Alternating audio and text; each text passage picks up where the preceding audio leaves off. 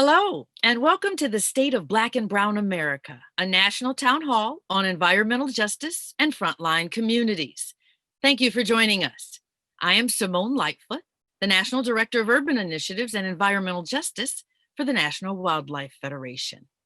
Our work in this area at the National Wildlife Federation embodies the power of partnerships as a means, mechanism, and method for transformative change, especially when it comes to recommended policy that's reflective of the needs and voices from on the ground. We would like to thank all of our partners and extend a special thank you to the National NAACP for working with us hand in hand throughout this entire roundtable series. We value the partnerships that have brought forth such timely outcomes. We would also like to thank the Union of Concerned Scientists for sponsoring this event. At this time, I'd like to introduce to you our President and CEO of the National Wildlife Federation, Mr. Colin O'Mara. Thank you, Simone, and thank you all for joining us today for this incredibly important conversation.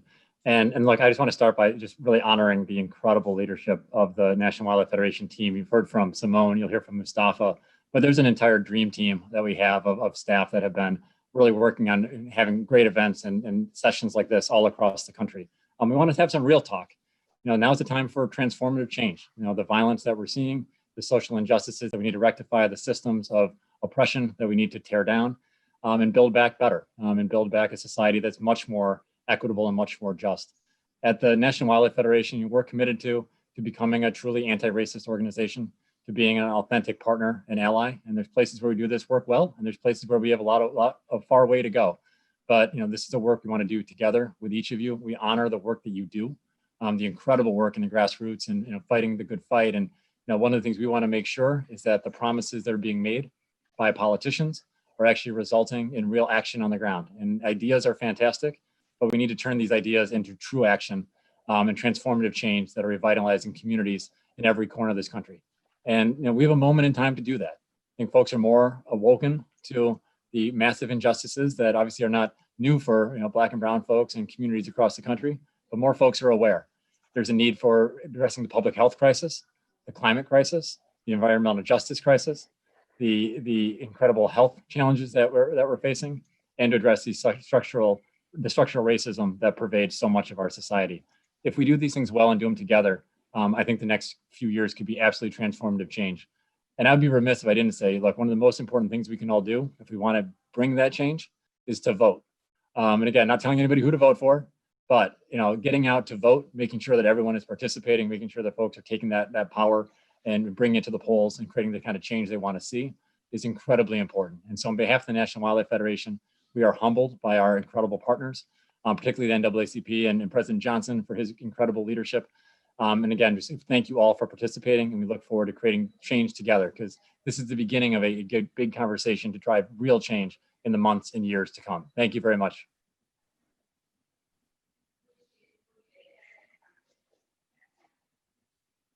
Thank you, Colin.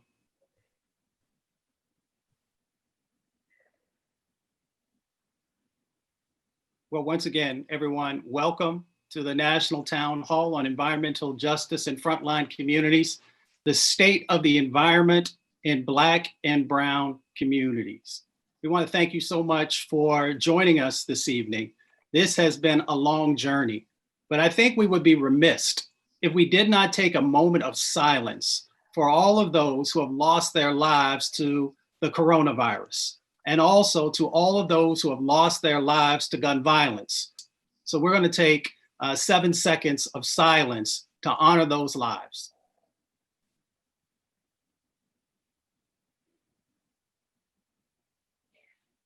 We also want to make sure that we are acknowledging that we are on a virtual platform, but across the country, we stand on indigenous lands. And there are many names, of course, to all of the nations across our country. So we want to make sure that we are honoring the fact that our indigenous brothers and sisters have graced us with the opportunity to actually be in the spaces and places that we are. And with that being said, real quickly, we want to just sort of give you some background on how we got to this moment. We've had 6 regional roundtables across the country, and blessed that we've had elected officials. We've had the leaders from frontline communities, those from the local county and also state governments, along with representatives from our HBCUs, our Hispanic serving institutions, our tribal colleges, and many others coming together. Voices of a number of over 140, giving the experiences that are happening on the ground, but also talking about the recommendations about how do we really change what's going on inside of our communities. And we were blessed to have a number of national partners who have been with us: the American Public Health Association, Amnesty International, the Blue Green Alliance, the Environmental Justice Journal, of course, the NAACP, the National Children's Campaign, the National Coalition on Black Civic Participation, and the Union of Concerned Scientists.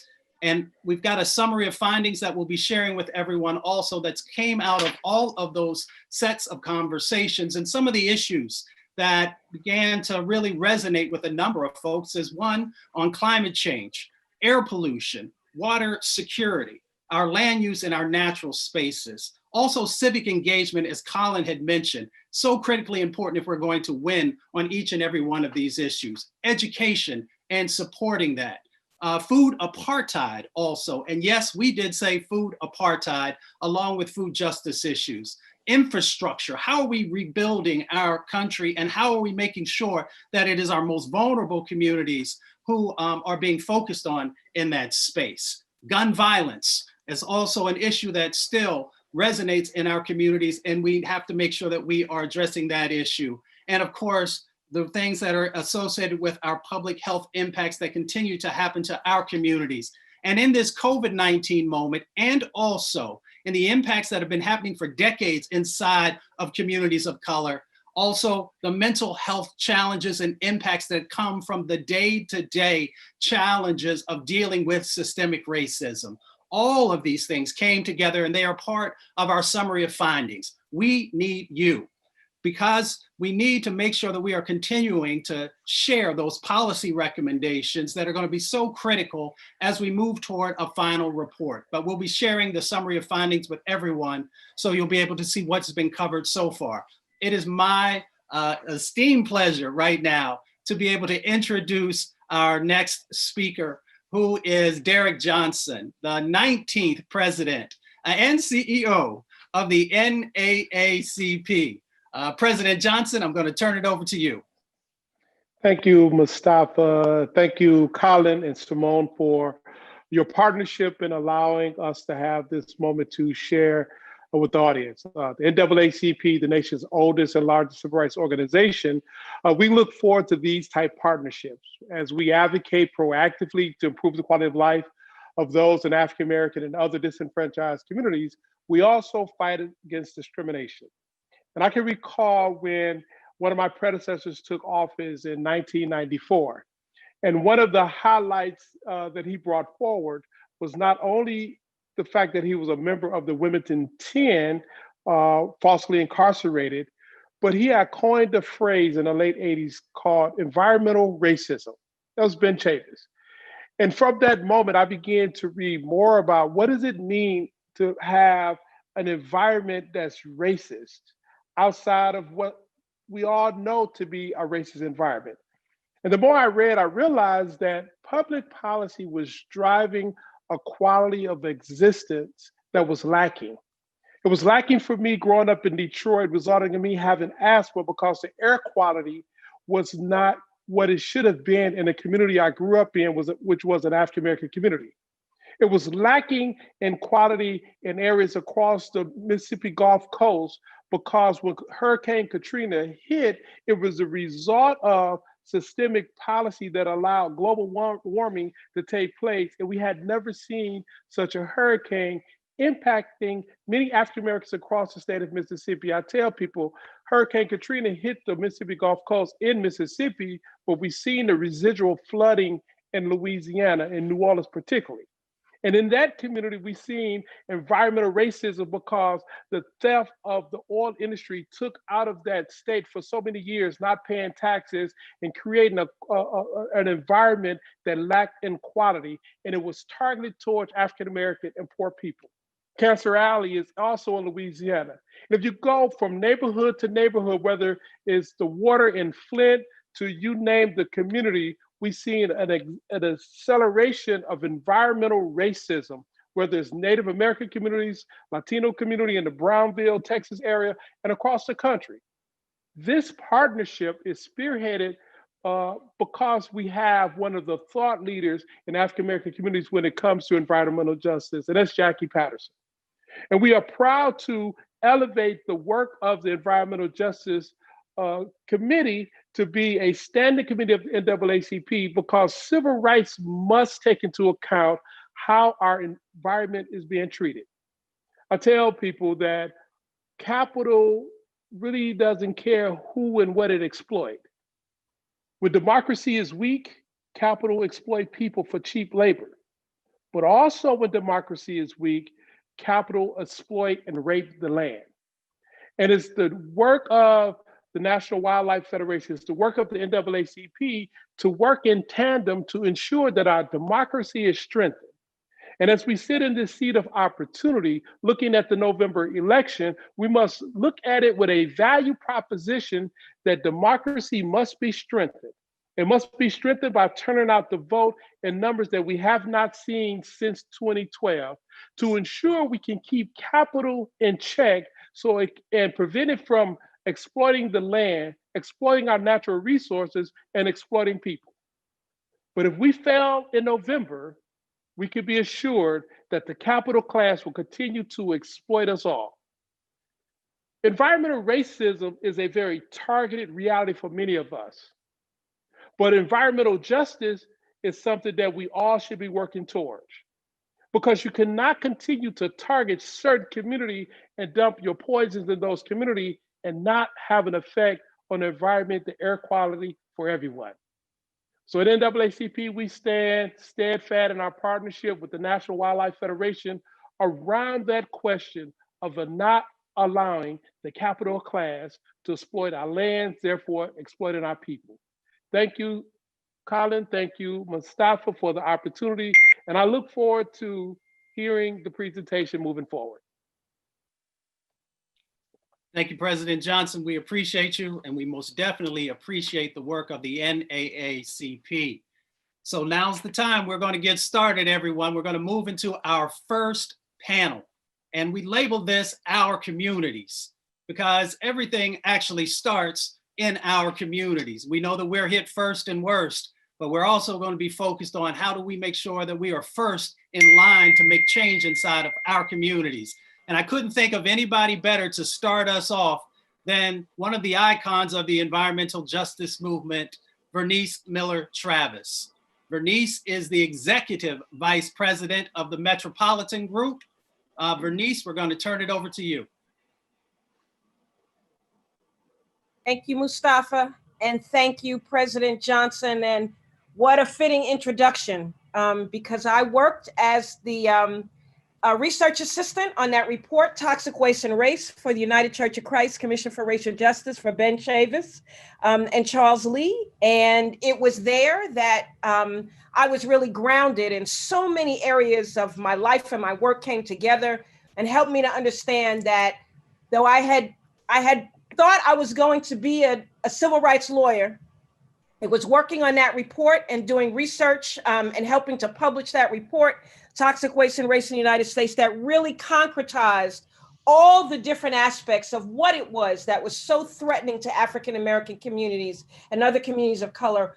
How and why were we so set upon? How and why did we have disproportionate levels of every disease, shorter lifespans, less access to good housing, less access to quality food, less access to safe jobs, less access to open space. Even if we lived, as I did in Harlem, in between two rivers, we still had no way to get to either of those rivers for access. And what it concretized for me was the whole notion of environmental racism and environmental injustice. And that is that we are in the conditions and living in the predicaments that we're living in, not by choice, nor is it by accident, right? And so one of the things I think we need to just lift up and embrace, and I think many of us do, that the system is not broken, right? This is not a flaw in the system. The discrimination and the disproportionate impact from environmental harms and then the public health challenges that we face is not a broken or flaw in the system. The system was built this way. It was designed this way, and it was designed on our backs. And so I want to say a little bit about that as we set the context for this panel going forward. So systemic racism and race-based local land use policies and practices gave rise to the phenomena of environmental racism.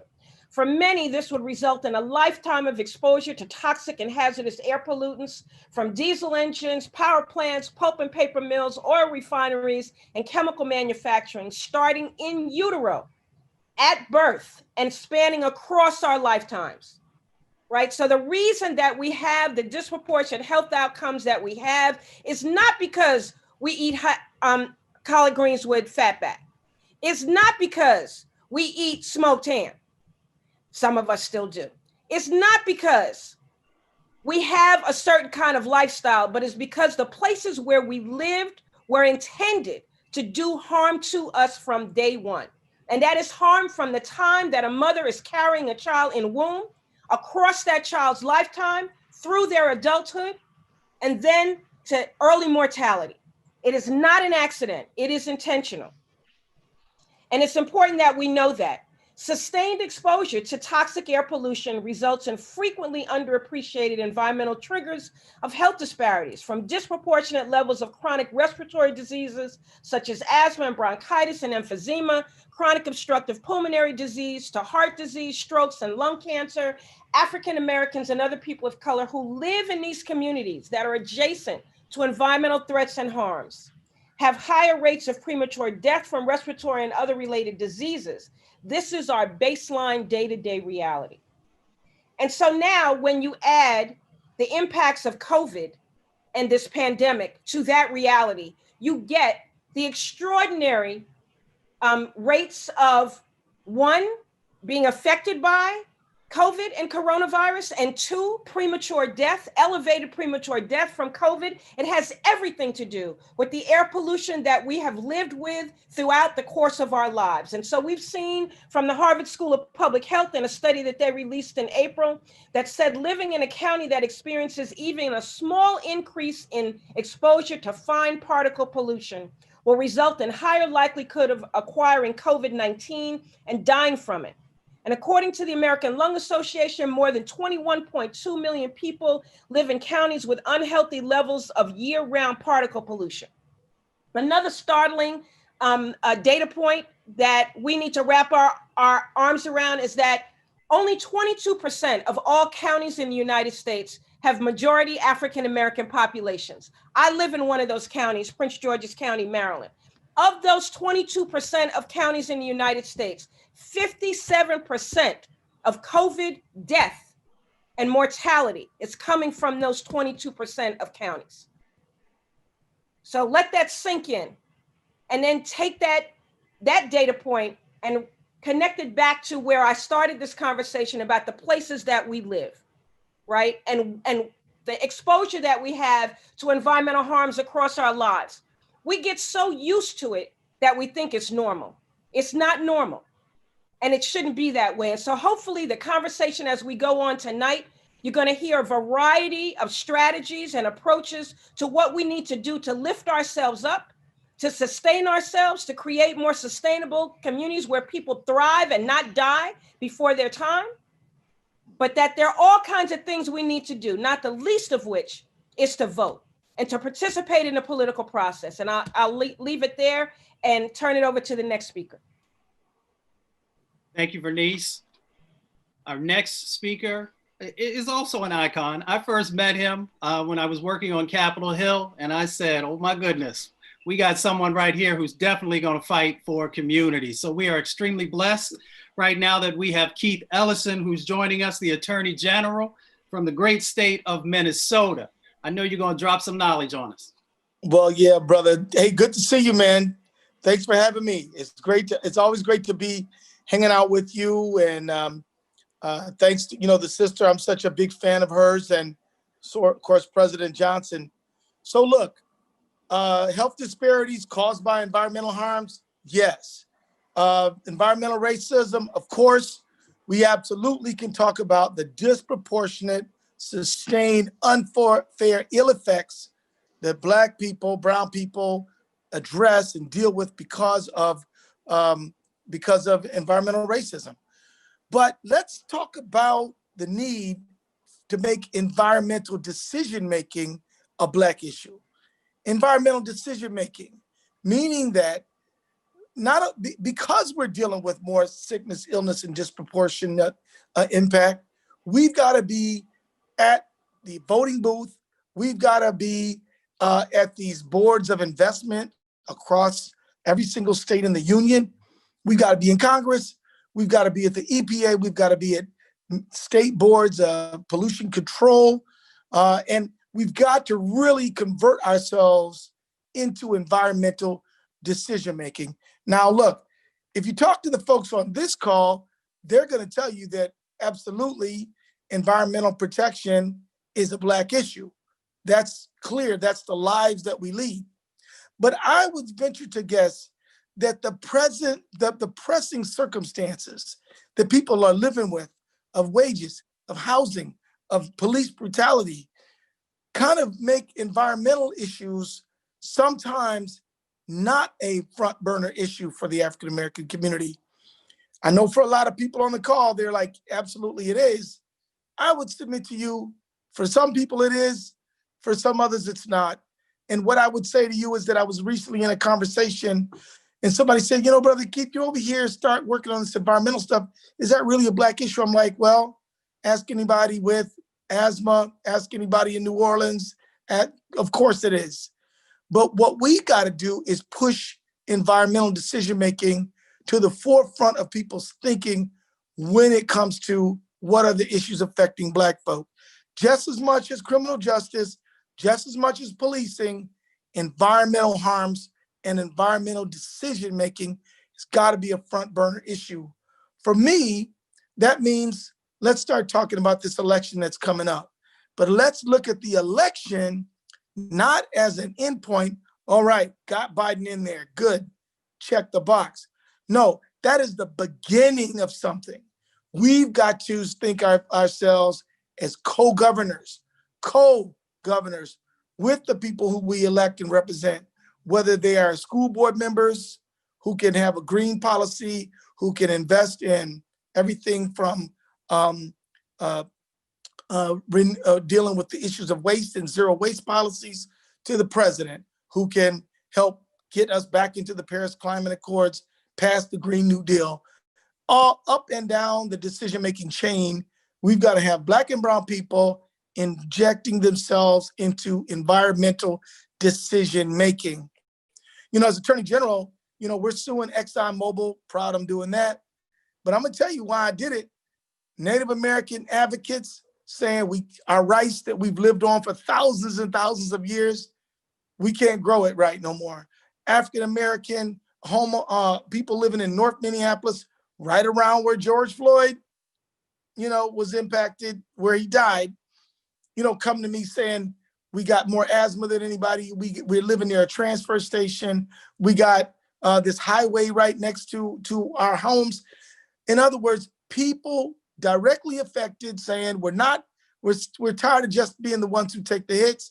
We're going to be the ones who actually make the calls. Where's this road going to go? Is there going to be a pipeline or not?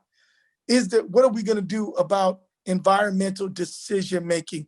Can we get some people, some Black and brown people who may have PhDs or who may not, because it doesn't really matter, to get on boards where we're dealing with and we're talking about transit, where transit decisions, where we're talking about environmental decision making, where we're talking about who, how, and what are we going to study in terms of everything from asthma to cancer and all the rest.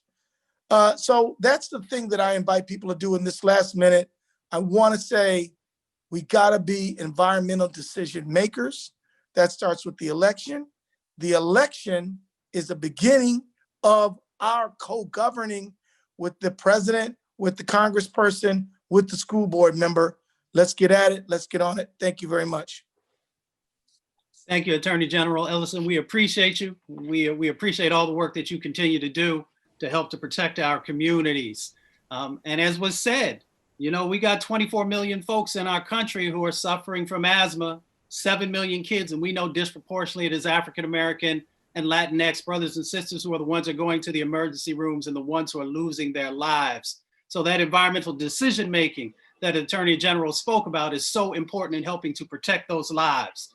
With that being said, we are now going to move to Ernest Coverson. Ernest is with Amnesty International, and he's been the lead on the national gun violence campaign that they have been educating folks on and getting folks motivated to make real change happen. So we're going to turn it over to Ernest Coverson for 6 to 7 minutes. Brother Ernest. Hey, good evening, everyone. As I said, with Amnesty International, premier human rights organization across the world and across the globe. And our base, our root is the Universal Declaration of Human Rights. And in that, the environment is never specifically mentioned in the Universal Declaration of Human Rights. Yet, if you deliberately dump toxic waste in someone's community or disproportionately exploit their natural resources without adequate consultation and compensation, clearly you're abusing their rights. You know, and over the past 60 years, as our recognition of environmental degradation has grown, so has our understanding that changes in the environment can have a significant impact on our ability to enjoy our human rights. And so Amnesty International, not only here domestically, as we're picking up this line of work with the national wildlife, but across the globe, we have consistently worked on environmental issues and continue to push that. But in my space directly, as Mustafa spoke on, I'm the campaign manager for our gun violence campaign. And in this COVID time that we've been dealing with, this pandemic, which we see within Amnesty as our second pandemic, gun violence across this country was a pandemic before COVID-19. And in many cases was not getting the needed attention that was going on. You hear about a lot of the mass shootings, the school shootings, etc. But that day-to-day shootings that was taking place in our communities, Black and brown communities, don't get that national attention many times that the others do. And COVID-19 has exacerbated the issues and challenges that the Black community was having during this time. When you have hospitals or the lack thereof, you have a lack of emergency rooms in communities. But now they're dealing with hospitals being filled with COVID patients, and you still have to deal with individuals coming in that may be shot, individuals that coming in that may have trauma, emergency rooms needs, and you're dealing with the COVID conversation. You're dealing with those COVID patients. And as we all know, the Black and brown, specifically the Black community, has been overtaxed with the COVID-19 cases. And so as we have a strain already in our hospital systems, this is just exacerbated during COVID-19 and seeing the need that we need to make changes and deal with gun violence, as well as all of these other issues in our communities. And so communities dealing with water issues, educational issues, mental challenges, etc., are also dealing with gun violence. And so we have to identify a way that all of us in this space tonight and in communities that's watching, how do we connect those dots? How do we end up working together that gun violence is not a single issue, that water is not an issue on that side of the city, is education an issue on that side of the city? We all have to come together to figure this thing out in these Black and brown communities. And lastly, I'll talk about our current push. We're looking to get funding for these community-based organizations that many of you may know of, that's working in your communities, that's doing this gun violence work, that's helping to curb gun violence and end gun violence in their communities. but they are now getting challenged with budgets because local municipalities, local state governments are redirecting funds in light of COVID-19 and using that as the backdrop of why they cannot continue to fund these organizations that are not only doing gun violence work, but they're also now doing COVID-19 work, educating people in those communities on where to get masks, where to get food, et cetera. And so we have to look at that funding. And so we're pushing a piece of legislation called Break the Cycle of Violence Act. It's on Capitol Hill, sponsored by Senator Cory Booker and Representative Horsford. And so we are asking you can go to amnestyusa.org to get more information, how you can also raise your voice. We're looking to get more senators, more House of Reps to sponsor, to support this legislation that will provide federal funding to community-based organizations doing gun violence work, so they are no longer held hostage to local politics and local budgets. Thank you, and I enjoy the rest of the evening. Thank you, Brother Coverson. We appreciate you. We appreciate Amnesty International being with us along this journey, and we look forward to working together in the future to make real change happen.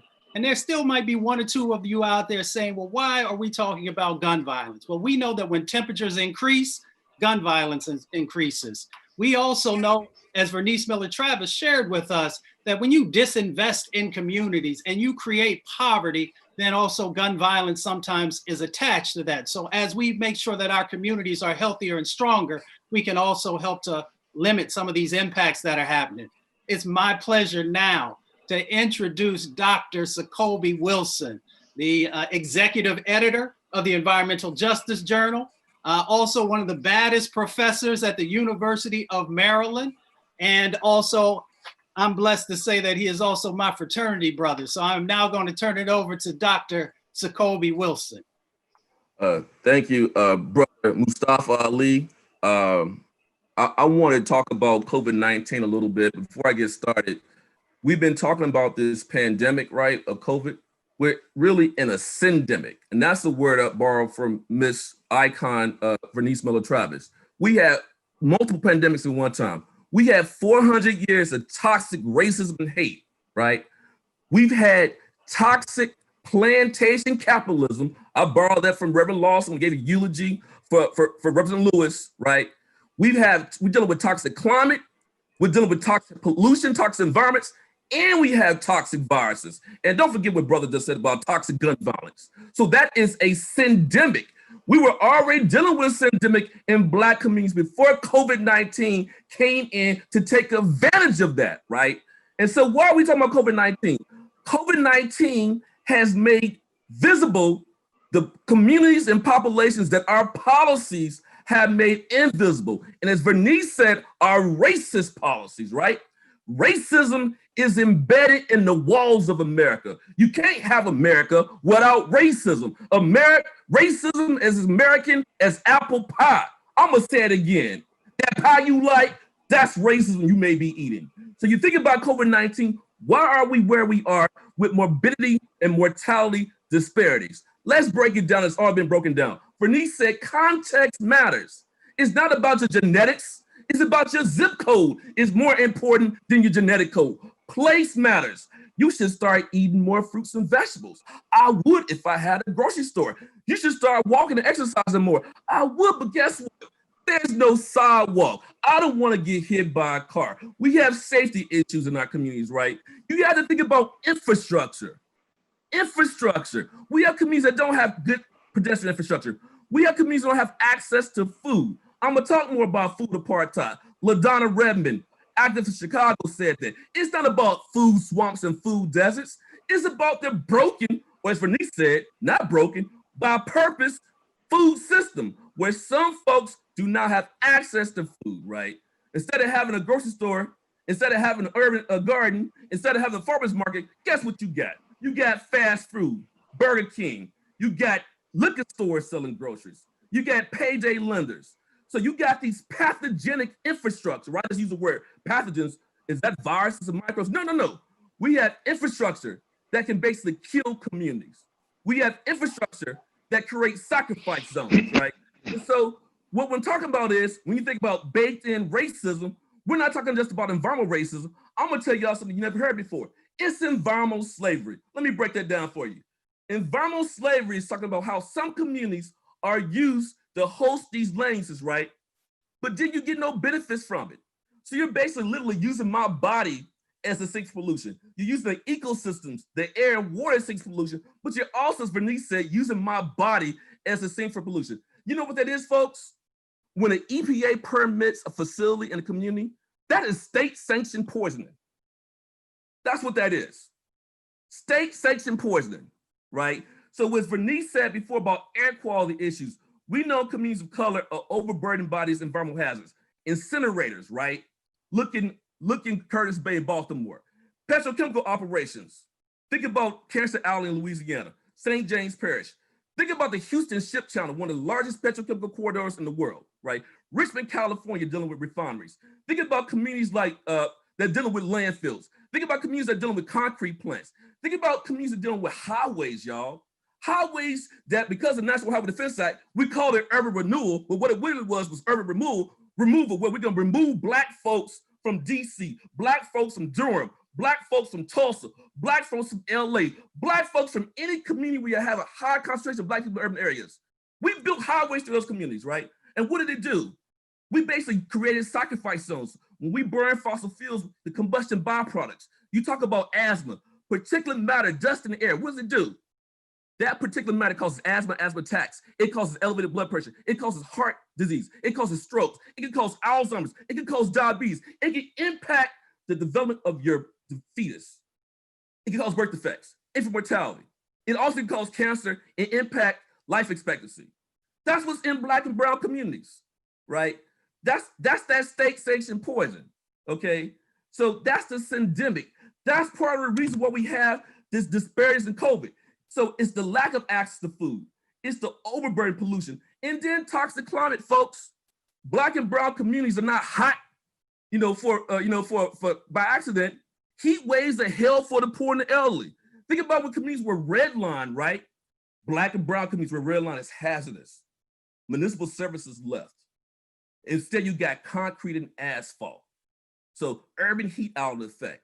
Studies have shown that red line communities have 7-degree difference in temperature than non-red line communities, right? Baltimore Code Red study last year found that even on the same block, if you have row houses and a house has a tree, that tree is gonna provide more cooling than someone who doesn't have that tree. You can see difference in temperature. So heat waves are hell for the poor and the elderly, right? That's an infrastructure issue. That's environmental racism, that's environmental justice, and that's also driving some of these issues when it comes to disparities in access, right? And disparities in COVID-19. Lack of access to healthcare, okay? So what we also have, getting back to this food apartheid issue, how are we gonna address that? We have to address that by making sure that we look at this food, energy, water nexus. You shouldn't have to choose between paying for your food, paying for your energy bill, and paying for your medicines. We should have a right to energy, human right to energy, human right to clean air and water, human right to food, y'all. Instead of having highways and byways, we need to have more greenways. Remove the asphalt. Get rid of all the cars in the urban neighborhoods. Do electrification. Let's make sure we invest in green infrastructure. Investing. That's how you address these issues around food disparities, food apartheid. That's how you address medical apartheid as well. Invest in communities. We got to make sure that we have a human right to clean air, a human right to clean water. We shouldn't be dealing with environmental slavery. We shouldn't be dealing with environmental racism. We should not have these disparities where Black and brown folks who are essential workers have to choose between staying at home and taking care of their kids or going to a job where they can die. I had a sibling who got COVID-19 because she's a nurse, 3 nurses in my family. I had a niece who got COVID-19 because she was an essential worker. She worked at a restaurant. We have to make sure that this plantation capitalism, we move away from that. Because without these essential workers, our capitalist system would grind to a halt. That's driving food apartheid. That's driving energy poverty, right? So what can we do to address these issues? We need to invest, and make sure communities are taking the lead. Back to you, Mustafa. Thank you, Professor. We appreciate you. And for y'all who are watching, I guess you didn't know you was going to get some real talk. We don't give watered down conversations here. We don't give watered down solutions. We give real talk about real problems, but also real solutions that are happening inside of each and every one of our communities. And we're going to be moving forward here, but I'm going to go back to Vernice Miller-Travis for just one quick question. Vernice, we know that we have an election going on. This is a nonpartisan event. This is a C3 event. Yep. But for the next administration, whomever that might be, right? Mm-hmm. What are the one or two things that you would request them to focus on to help to protect our communities? First and foremost, to understand that civil rights enforcement is environmental enforcement. Everyone needs to be compliant with the Civil Rights Act of 1964. We wouldn't be where we are if there was vigorous enforcement of components of the Civil Rights Act of 1964 that demands that you not use federal dollars or be a recipient of federal dollars and allow those dollars to be used to discriminate against people of color or protected groups as defined under Title VI of the Civil Rights Act of 1964. So Kobe just laid it out for us. All the ways that government and structure and systems are coming for us, state sanctioned. He called it state sanctioned environmental slavery, but it's state and federal, because the federal government has abdicated their responsibility. I'm talking to you, US EPA. I'm talking to you, Department of the Interior. I'm talking to you, Department of Energy, and you, the Federal Energy Regulatory Committee, and you, the Nuclear Regulatory Commission. I'm talking to all of y'all.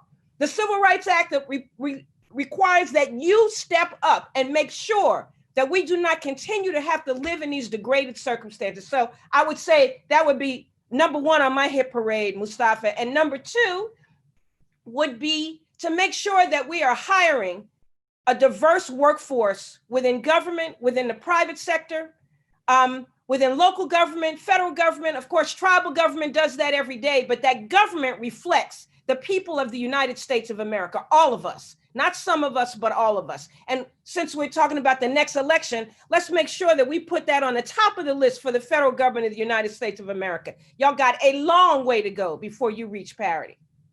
How about that? I think that'll do it. We appreciate you for sharing that with us. And with that being said, we're now going to transition to our next panel, which is focused on our health. And we couldn't think of a better person to start us off than the former mayor of Flint and also psychologist, Karen Weaver. So Dr. Weaver, I am going to turn it over to you. All right, thank you for having me. This has been exciting. This has been an exciting conversation, and it's a really needed conversation. And I have a little bit I need to say, because, you know, I've been listening and we've been talking about what's been going on and what government has been doing to us. And that's why, you know, when I think about Flint and when I talk to people about Flint, I have to let them know that Flint wasn't about water. You know, we've become known for the water crisis, but Flint wasn't about water. Water was a symptom of what we're all here to talk about, and that's systemic racism. You know, that's what Flint was about, and that was why it happened to us. One of the things we have to let people know, and I was listening to the Attorney General saying something about, you know, making environment a Black issue. And so we have to let people know that not only will they shoot us, they'll put their knees on our neck, but they'll poison our water. They will poison our air. They will build our homes on land that has been contaminated. And so this is done to us, and it's done to us intentionally. And when I look at where we are right now in the city of Flint, it scares me. It scares me. Because, you know, we were getting through a public health crisis. And when I say public health, I'm not talking just about physical health. I'm also talking about mental health when I say that. And it's mind-boggling for us to be in a place because this was done to us by those we elected to serve us, to protect us. And they didn't do that. They didn't do that, from local to state to federal. And I just heard Vernice saying all of the people she said we're talking to, we're still talking to them. We're still talking to you, because this went on in Flint, that we knew brown water was poison and that it was bad for over a year. and they told us nothing was wrong, we had to wait for 1.5 years for them to come and validate our reality. We had to wait for validation of our reality by other people that didn't look like us. And so I'm in a city that has been physically and mentally assaulted by poison water, especially when you look at what has happened as far as cognitive damage of children and the mental and the emotional stress that has traumatized this community. You look at what parents have had to go through, and it's interesting because we're still grieving, and you might hear about the 16 or 17 people that died from Legionnaires, but they forget to tell you and mention the people that died as a result of pneumonia because of the water. They forget to mention the number of miscarriages and stillbirths that women had as a result of this water. And so all of the mental anguish that goes with everything we'd already been through, you have a heightened anger, you have heightened depression, anxiety, because trust has been broken, and it's been broken rightfully so. And then all of a sudden COVID comes in, and it comes in like gangbusters, and we're 40% of the deaths. And we already know, they talk about all these underlying conditions that we have. Well, we know why we have them. And then we're sitting here in Flint saying, you all haven't finished changing the pipes still. We're suffering from some underlying conditions that haven't even been identified yet. It hasn't even been identified. And so we're struggling with that. And what does that tell us? What does that tell us? What does that do to our psyche when some of us still don't have access to clean water? Some of us are waiting to say, when are they going to change the pipes, or are they going to change the pipes? So this, like I said, the city had been bruised, and now all of a sudden you go into a quarantine. You've got to be quarantined and separated. And if depression and mental health issues weren't already high, they went up more. And I remember when this happened, I said, this is going to really be bad for mental health. And mental health has been something that has been so stigmatized in our communities. And then we have lack of qualified or lack of access, providers for mental health services, for physical health services, when you're talking about providers that look like us, that understand what we're dealing with, and don't try to, make us feel like, oh yeah, something's really wrong with you all. So all of those things happened. And one of the things that we're struggling with is, on top of what we were struggling with before, is now, while grief, because, I remember there were days where it's like, I don't want to answer my phone. I don't want to look on social media, because you'd hear about, okay, I just know 5 people that died today, 6 people in this community that died today, and it just went on and on and on. And it was really, it did something to you, because we knew it was us. So then you layer that with an abnormal grieving process. Grief is difficult enough to go through under normal circumstances. But then you have it where you weren't even with your loved one when they died. You can't have a normal funeral service. You have all of these things that make that process just abnormal. And you have loneliness going on. You have the stress of everything else, domestic violence going up, child abuse going up, and seeing every single day how much Black lives don't matter, when you can turn on the news and you can look on social media and see them, shooting us. You can see them choking us. You can see people saying, where can we go get water? I mean, last year, we just moved a housing complex off of that had been built on a floodplain over 40 years ago. That was Black people.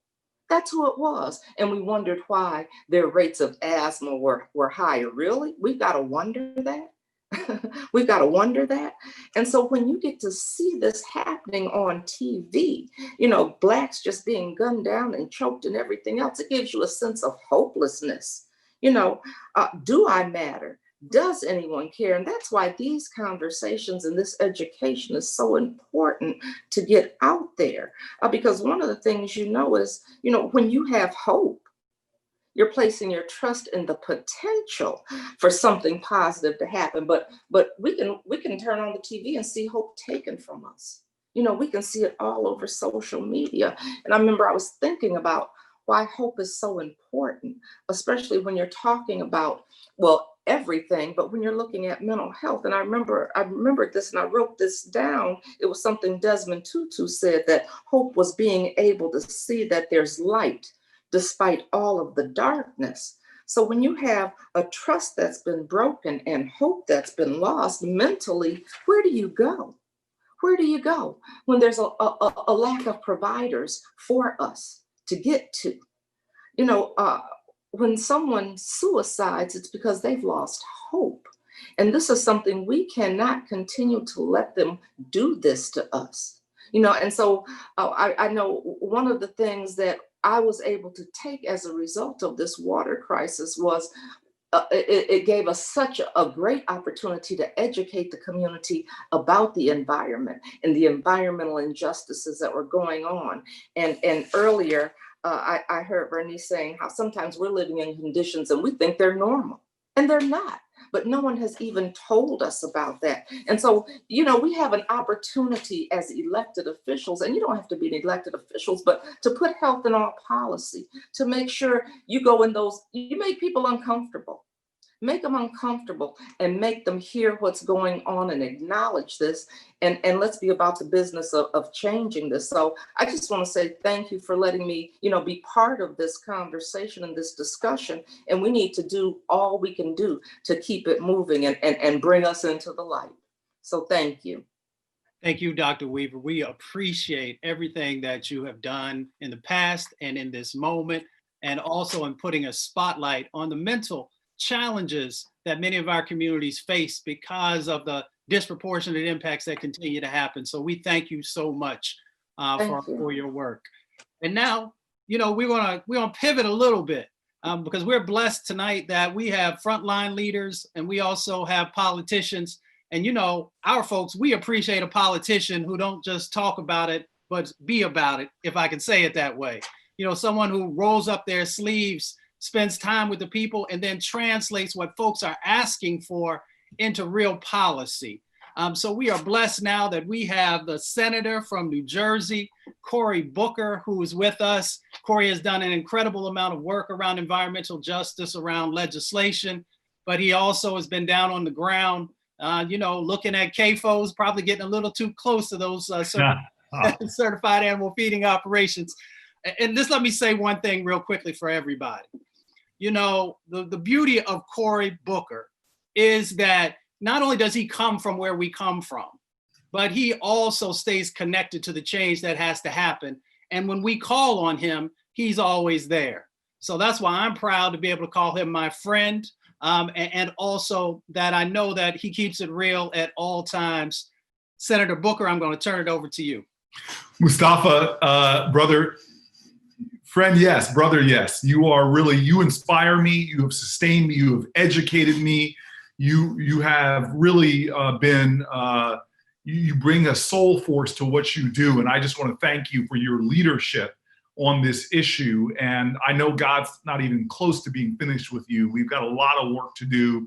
And I pray a lot of opportunity on the road ahead. I want to recognize this gathering of leaders, both the folks that are speaking and those many leaders that are watching, that understand that those 10 two-letter words, if it is to be, it is up to me. And I want to thank Derek Johnson. I know he is such a powerful part of this, and as head of the NAACP, and you know there would be no me, no Mustafa. A lot of us would not be here if we weren't standing on the shoulders of the generational work that the NAACP has done. And I want to, of course, recognize with deep, humble gratitude the National Wildlife Federation as well for all that they do. And I just want you to know I feel this sense of urgency because many of us know that the issues we're discussing tonight are issues of life or death. They stand between misery and joy. They stand between injustice and justice. And overall, when you lay on this reality we've been experiencing for more than 6 months now, a pandemic, we know that this is a moral moment, and we know that folks who are often already struggling or in pain or who've suffered loss, we know that there's even greater loss and wretchedness being visited upon our communities, that this is not normal. And there's a thing about grief that we cannot just rush past it. Some people want to move on, but we must recognize that we have had close to 190,000 Americans to die from this pandemic alone. Disproportionately our elders, disproportionately Black and brown folk, disproportionately people who have to work, have to go, could not shelter. Those so-called workers that we call essential, but often still treat in this society as if they're expendable. Millions of Americans on top of that have lost jobs, who've lost small businesses.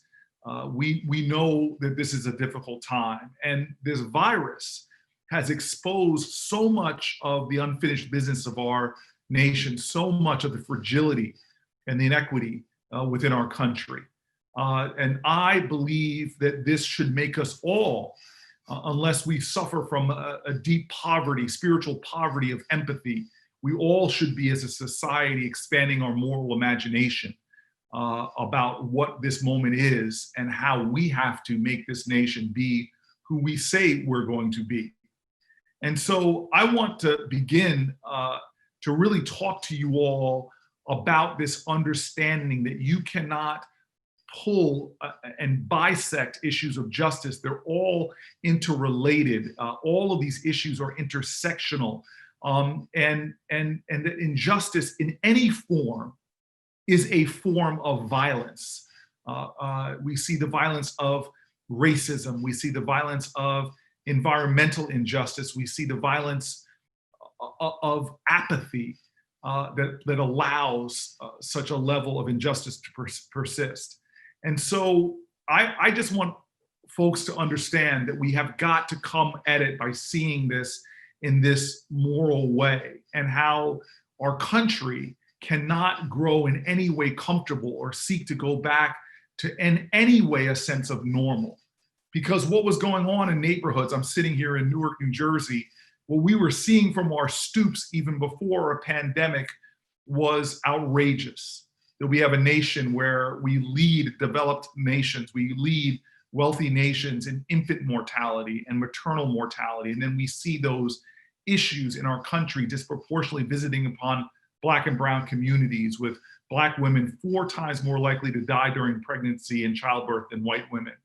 We see this racial wealth gap that has persisted in our country, which is not an accidental thing. It's a result of purposeful federal policies that have had generational impact, like Social Security, federal housing policy, where we now have seen these systematically and overtly racist policies of our past create a reality where the average Black American has 1/10 the wealth of the average white American family. And these challenges, large-scale challenges, really mean that we can't have a piecemeal approach, that we have to have that expansive moral imagination, those expanded circles of empathy that really can address these issues with a far more comprehensive way, with a lot more commitment and less bystanders and more people who are working towards a larger justice. We need to center our focus on those issues of inclusion and equity and those issues of justice and expansive opportunity. We all benefit when we do that. And in this context, now more than ever, we need to understand that environmental justice is central. It is central to the well-being of our nation. It is central to our economic justice. It's central to our health justice. It is central to educational justice. It touches every aspect of our national life. When I moved to Newark over 20 years ago, I began to fully understand that you could not be fighting for civil rights or economic justice or even criminal justice and healthcare justice if you were not fighting for environmental justice. My city was a place where people had been robbed of what should have been their birthright: clean air, clean water. Now we had rivers that had been polluted, stolen by corporations of past, stealing them away from our present. Where people in my city couldn't plant in their backyards because the soil had been poisoned by those who were creating toxic environments. Where people who were literally being divorced from nature because of the actions of corporations who were stealing our wealth, our collective wealth as a society. We saw people who lived in this world where they felt that they could privatize their profits and push upon the public the costs of their doing business. I've seen in my city where we have seen people put into low-income neighborhoods the kind of corporate practices that would never be allowed in the neighborhoods in which the people who run the corporations live. They were creating an environment that they would not accept for their own family, really divorcing themselves from one of the fundamental precepts of humanity, which is love thy neighbor.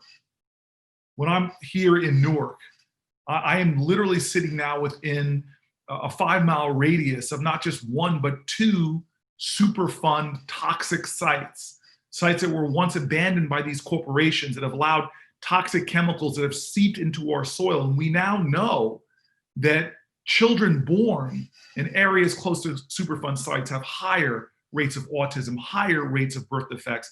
And the #1 indicator of whether you live around one of these toxic sites is the color of your skin.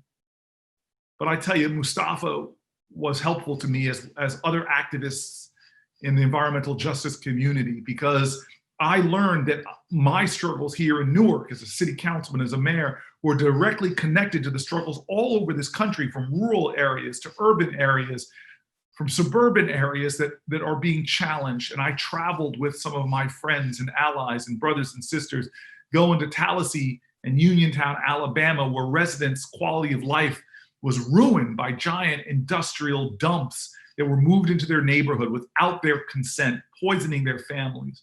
I visited the bayous and marshes of southern Louisiana, where residents in that community were literally being driven from their land, faced with coastal land loss because of decades of industrial scale energy development. I stood in St. James Parish, will never forget the grievous experiences I had listening in a small Black church as resident after resident talked about the chronic illnesses that were being visited upon their families, the numbers of their relatives who suffered from cancer, died from cancer, but couldn't move because so much of their wealth was tied to the land that no one now wanted to buy.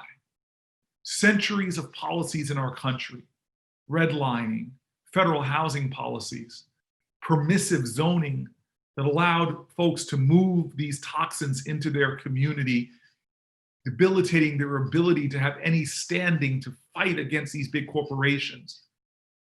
The challenges we face with the children in my community, the high asthma rates, the high lead blood rates. Every American should be outraged by this reality. This is all before the coronavirus. This is all before the current pandemic has shown us even more the failings of our society to create this justice that we seek. And so, no, we cannot go back to normal. We must normalize not the injustices we see, but we must be forces that create as the new normal in America, justice, justice, justice. I've been proud to work with environmental activists to introduce legislation on the federal level, to co-found the Environmental Justice Caucus in the Senate, and stand up to introduce bills that begin for the first time to speak it, to call it out, these kind of injustices that too many communities, low-income communities, rural communities, communities of color, indigenous communities, that too many are subjected to. I'm working on a new bill now that I'll be introducing this month that will help communities that are already overburdened by air pollution. I've got bills that deal with our broken food systems, so jagged edges of those broken systems carve up the spirits and souls and health of too many people. My new work will be about investing billions of dollars to clean up the legacy pollution like Superfund sites, abandoned coal mines, and the lead that poisons so many of our children's drinking waters and the lead paint in their homes.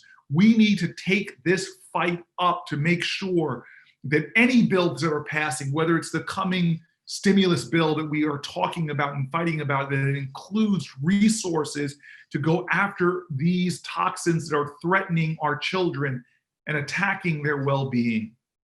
My work and legislation crafted with activists in our community would ensure that no grants, that no permits are granted to new sources of air pollution in communities that are already overpolluted, like St. James Parish, and it will force existing sources of air pollution to be shut down in the coming years in order to protect the health of residents who are too long suffering.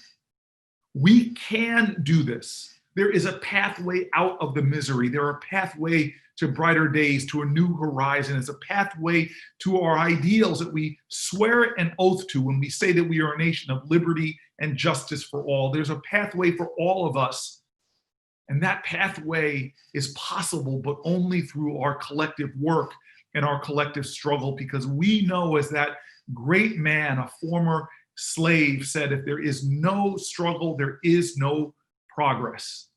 Well, I join you in a chorus of conviction to not just demand progress, demand justice, but I join you in that fight to make sure that we not just win elections, but that we turn and make sure that those elected people are held accountable for being with us in the fight, for prioritizing people over corporations, by prioritizing our integrity and our spirit and our ideals over any other perverse motives that for too long have undermined justice in our country.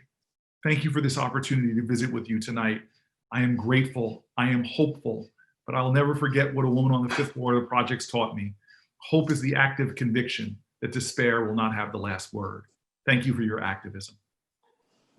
Senator Booker, thank you. We appreciate you for your advocacy, your activism, and standing up and fighting, for our communities, often when some people, will turn and run. So we really appreciate you for that.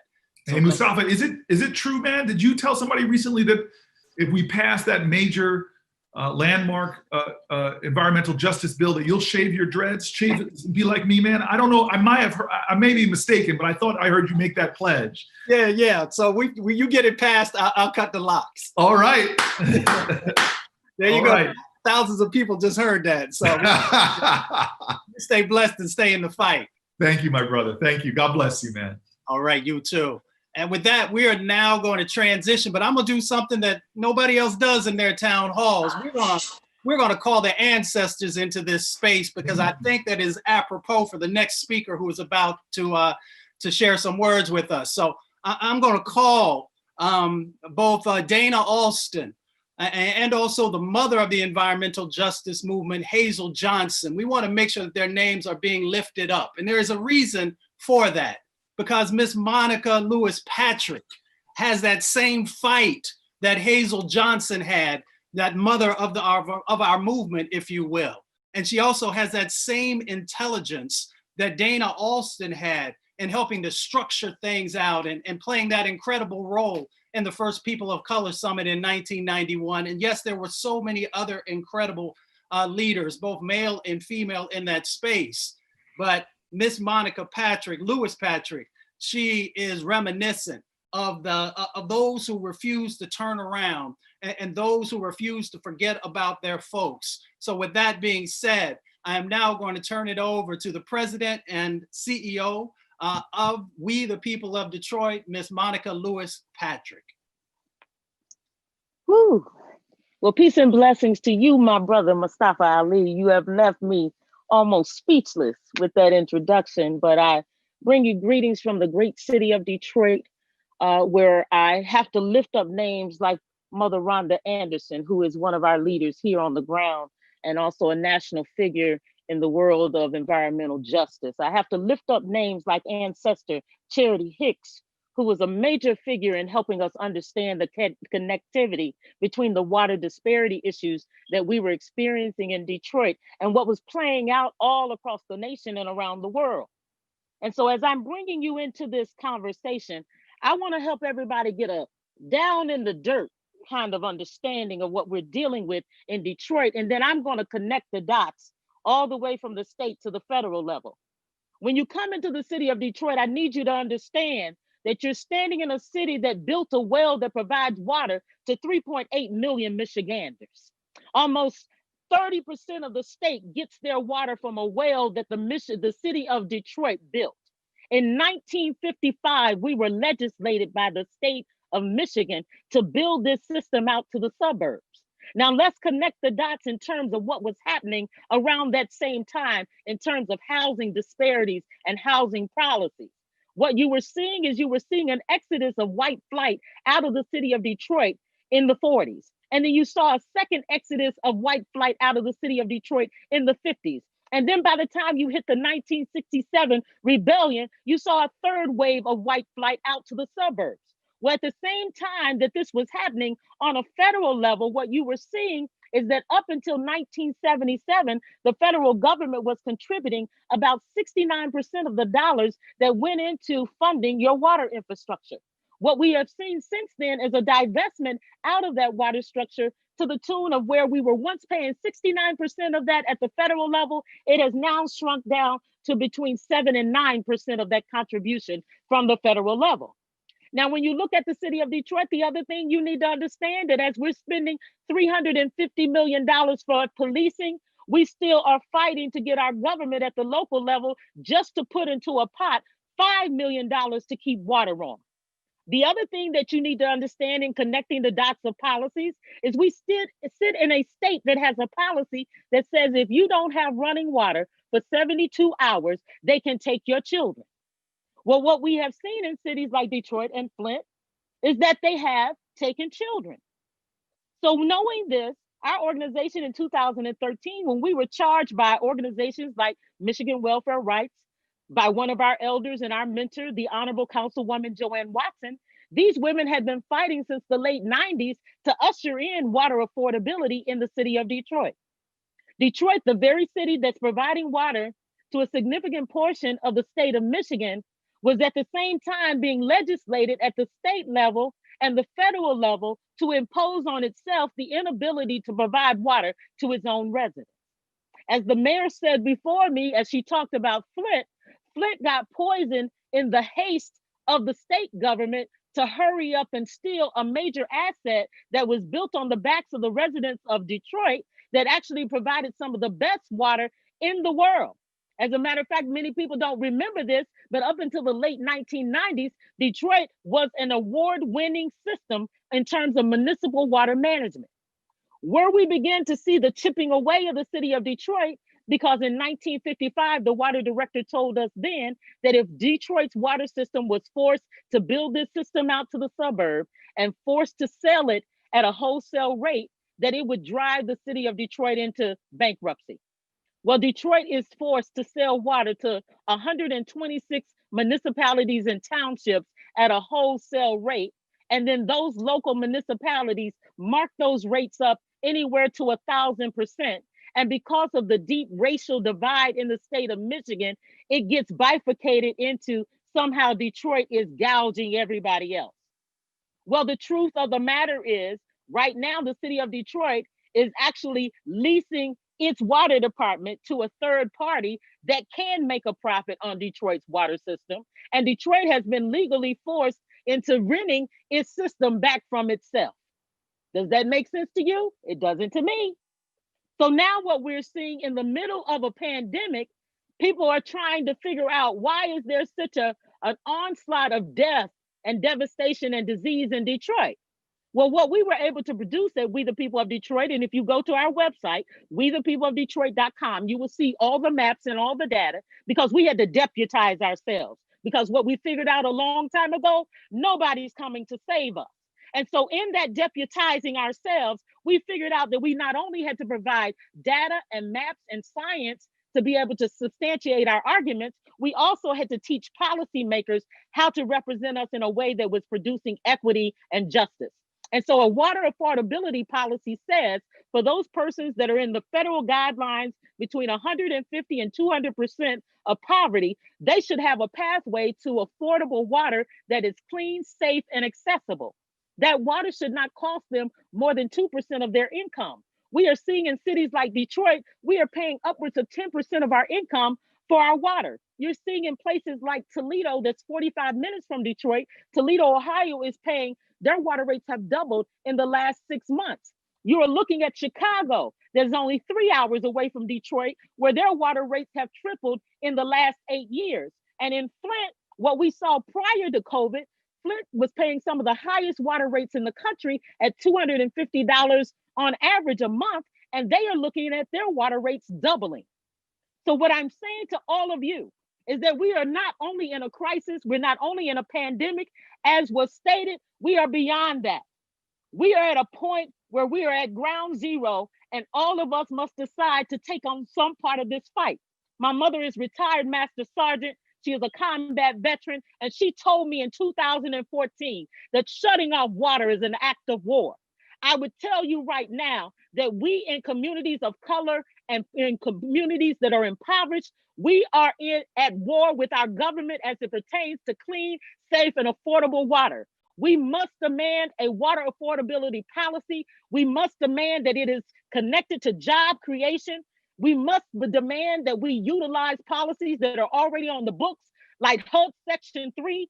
HUD is a model for creating jobs, contracts, and training for communities that are most impacted by poverty. If we will take what is already there, if we will connect it to what we know from the ground up and begin to, as I said, mobilize and use what we have the ingenuity, we have the creativity. What is missing is the political will to get the job done.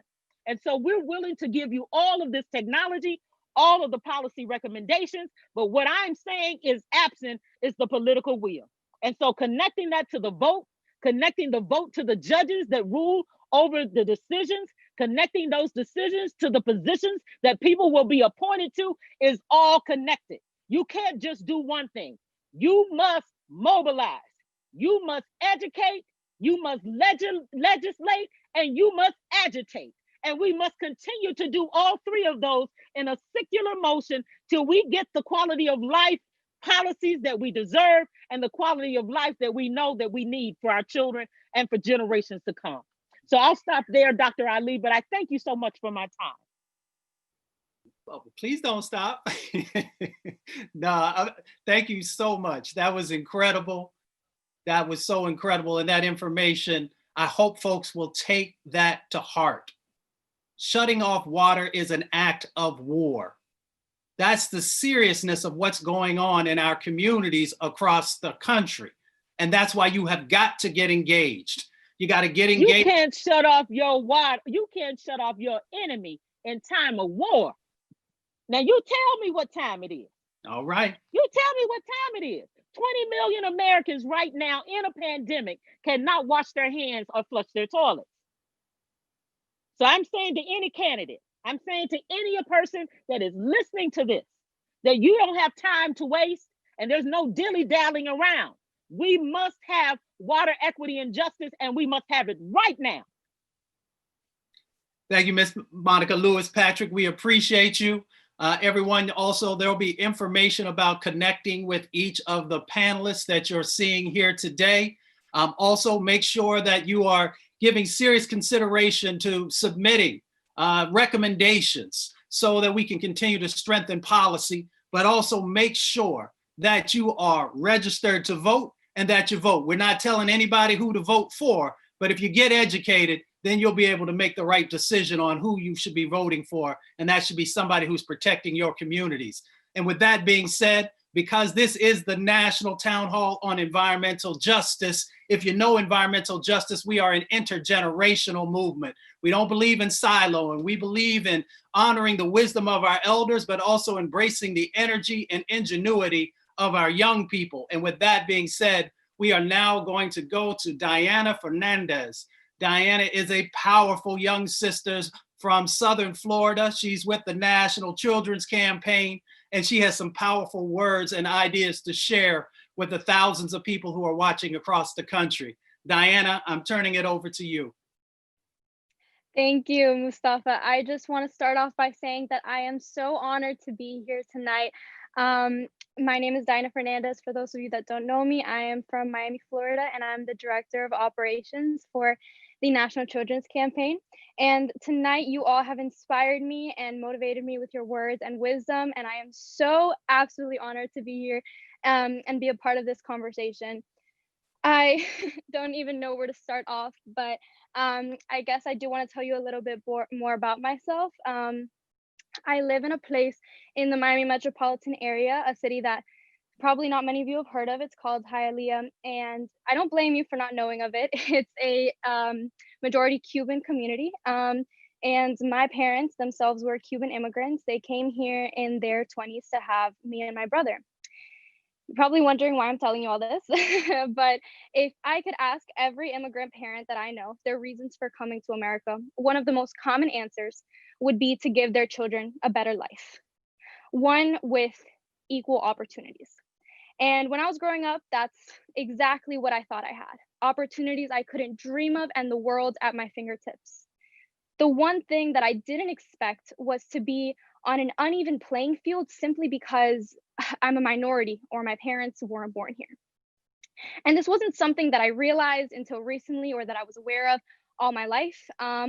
My parents did everything that they could to give me the life that they never had, and they never told me when they couldn't pay a bill or when we had to take out a loan. And I never stopped for a moment to actually consider the sacrifices that they were making to give me such a privileged life.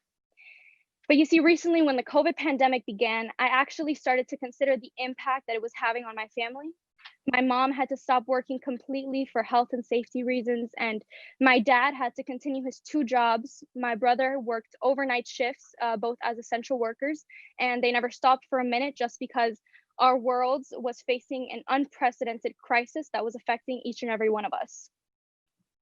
And well, towards the beginning of the pandemic and the quarantine, I started experiencing some symptoms that I thought might be COVID. And so obviously the first thing that I did was try and find a testing site. I figured if I did have COVID, the one thing I didn't want to do is spread it to my family who are essential workers or those who are immunocompromised. I wanted to be safe and I wanted to know for sure. So I searched everywhere in my county, I searched everywhere in my city, and I tried to find a place that would test me. Unfortunately, not many people picked up the phone because of how many people were getting tested. And those that did pick up the phone told me that, sorry, they couldn't test me because, I have to be a certain age or other reasons. And so I was a little bit frustrated and, to be quite honest, outraged by the fact that we didn't have access to testing in a place that was so heavily impacted by the pandemic. When I was finally able to get tested, I had to go to a hospital, an emergency room, where I had to pay a copay. And I didn't know much about my family's insurance until recently. And I know that sounds like kind of crazy that I wasn't aware of such things, but I realized that we had to pay so much money just for me to get tested for a pandemic that is affecting everyone in the world. And my county, which has experienced so many cases, has testing to be so inaccessible. I don't understand how that's even possible at this point. And well, I was finally able to get tested about a month after I experienced symptoms. So I tested negative, which is great news at the time. But recently, I got a part-time job, and of course, they asked me for proof that I was negative of COVID. So the only way I was able to get tested this time was because I called in a favor with a family friend, and I got the antibody test. What they told me was that I had COVID antibodies. I had COVID, and I didn't even realize it because I couldn't get tested. And then we began wondering, my family, like, did they get COVID as well? Did my parents get COVID? Could they have put anyone at risk at their jobs? So my parents tried to get tested. My dad called his work, his insurance, can I get tested? And of course they took 2 weeks to test him? Like, we're in September already, 6 months into this quarantine, and we still don't have accessible testing, especially for essential workers, especially for minority communities, and especially for those that have been affected the most. So, I mean, if you're not aware, Miami-Dade County has had quite a lot of COVID cases, probably the most in Florida at this point. And yet still, like, our government cares more about getting money from forcing kids back to school than actually spending money for testing. I I don't know why they haven't opened their eyes and realized that they're not putting minority communities at the front lines. They're not giving us a seat at the table, and they're not amplifying our voices. And to be honest, as many of you have pointed out tonight, my city, Miami, hasn't even experienced the worst of it. There are cities all over this country that are experiencing the brunt of this pandemic because of issues that climate change has exacerbated, like air pollution. So cities like Flint, Michigan, or Cancer Alley or Asthma Alley, these places are experiencing so many more COVID cases because of things that were out of their control. And what about all the immigrants that are stuck in detention centers where they are still at risk of COVID, and those who are immunocompromised are still at risk of COVID? So why aren't we doing something about it? Why is the government not taking into account how many lives we are losing because they are not taking the proper precautions? So, I mean, my community has been lucky that we've haven't had as much risk to air pollution as many other cities. But still, I just feel as though my community is constantly left out of the conversation. I know this happened a while ago, but when Governor Ron DeSantis hosted a meeting with all the Florida mayors, the Miami mayors, why was my city the only mayor who was left out of the conversation? Especially when my working class community has experienced probably the most COVID cases. And it's not only that our local government isn't taking action, it's that and it's not only that we don't have access to testing or access to healthcare, it's the fact that we don't have access to basic information, not just information about COVID, but information about topics that are seriously affecting us, like climate change.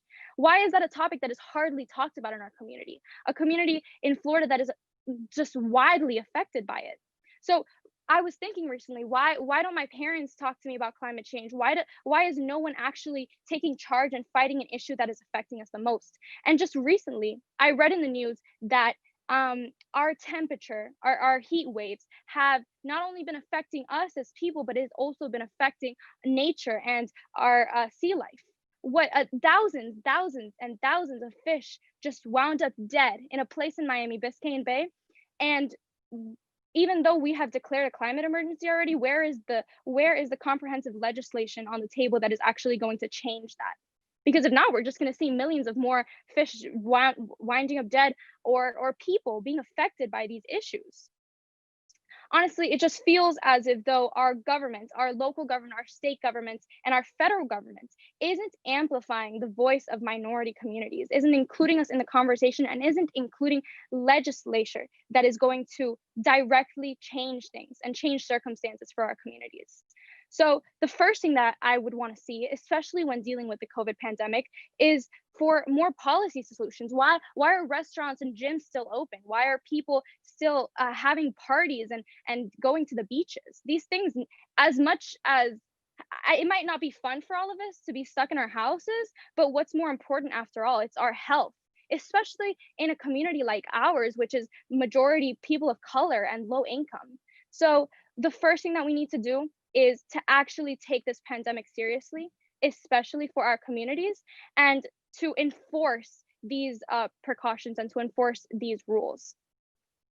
And lastly, I just want to say that it's very important to invest in our community because it's something that hasn't been done often. I know that this is a nonpartisan conversation, but the fact of the matter is that in my city, we're giving probably tens of millions of dollars to the police force, but we're only giving a fraction of that to education in a community of color. And that's just one example. I could list so many other examples of money being placed in situations where it's not as necessary as things that are impacting and helping our community succeed. So I don't want to go over time, but I know that I just want to say thank you again for including me in this conversation and for keeping our communities in mind. This conversation I know is going to impact so many lives and impact so many people with the wisdom that you have all shared tonight. So once again, thank you. Diana, thank you. We really appreciate your advocacy. We appreciate your energy. And we appreciate you also highlighting the fact that immigrant communities are often forgotten and that we need to keep the spotlight on them. And also that the same pollution that is killing wildlife and damaging our natural spaces is that same pollution that is killing Black and Brown communities and making people sick. So we appreciate you and thank you. And please continue to keep doing the work that you're doing.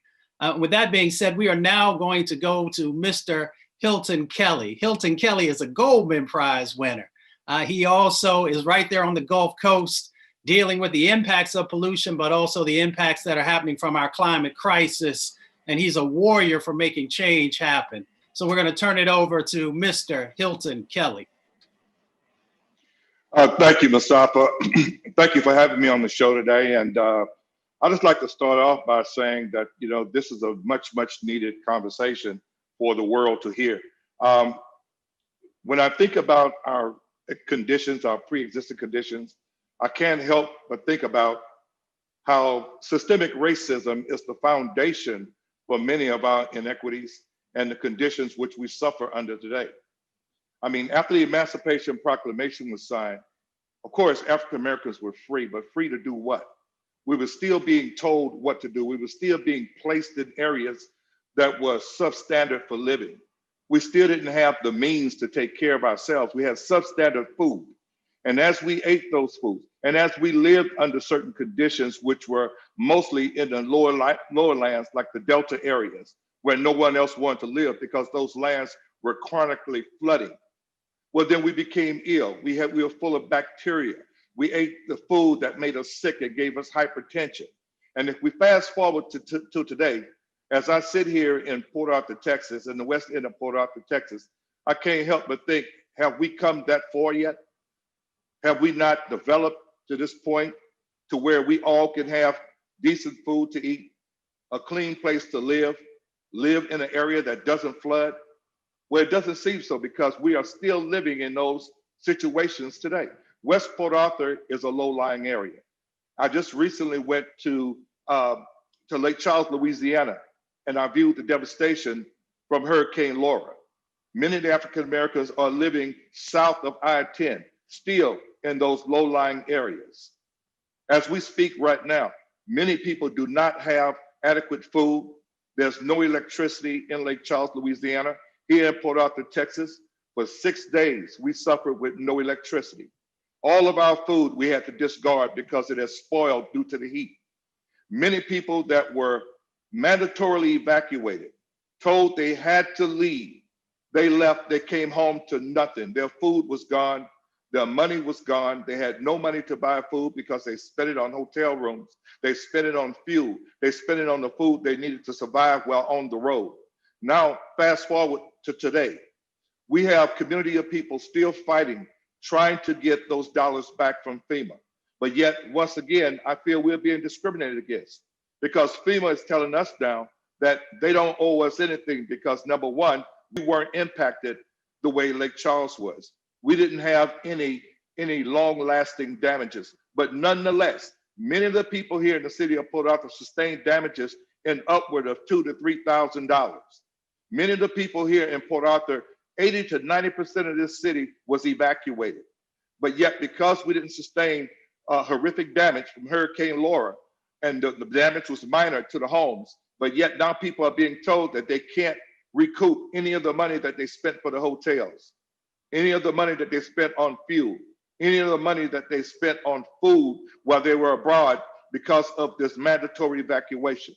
Once again, we're being discriminated against. And I feel that it's because of the area codes that we live in. It's because of representation or the lack of representation that we don't have. It's time for us to learn how to stand together and fight against those powers that are just hell-bent on keeping us in substandard conditions. It's all political.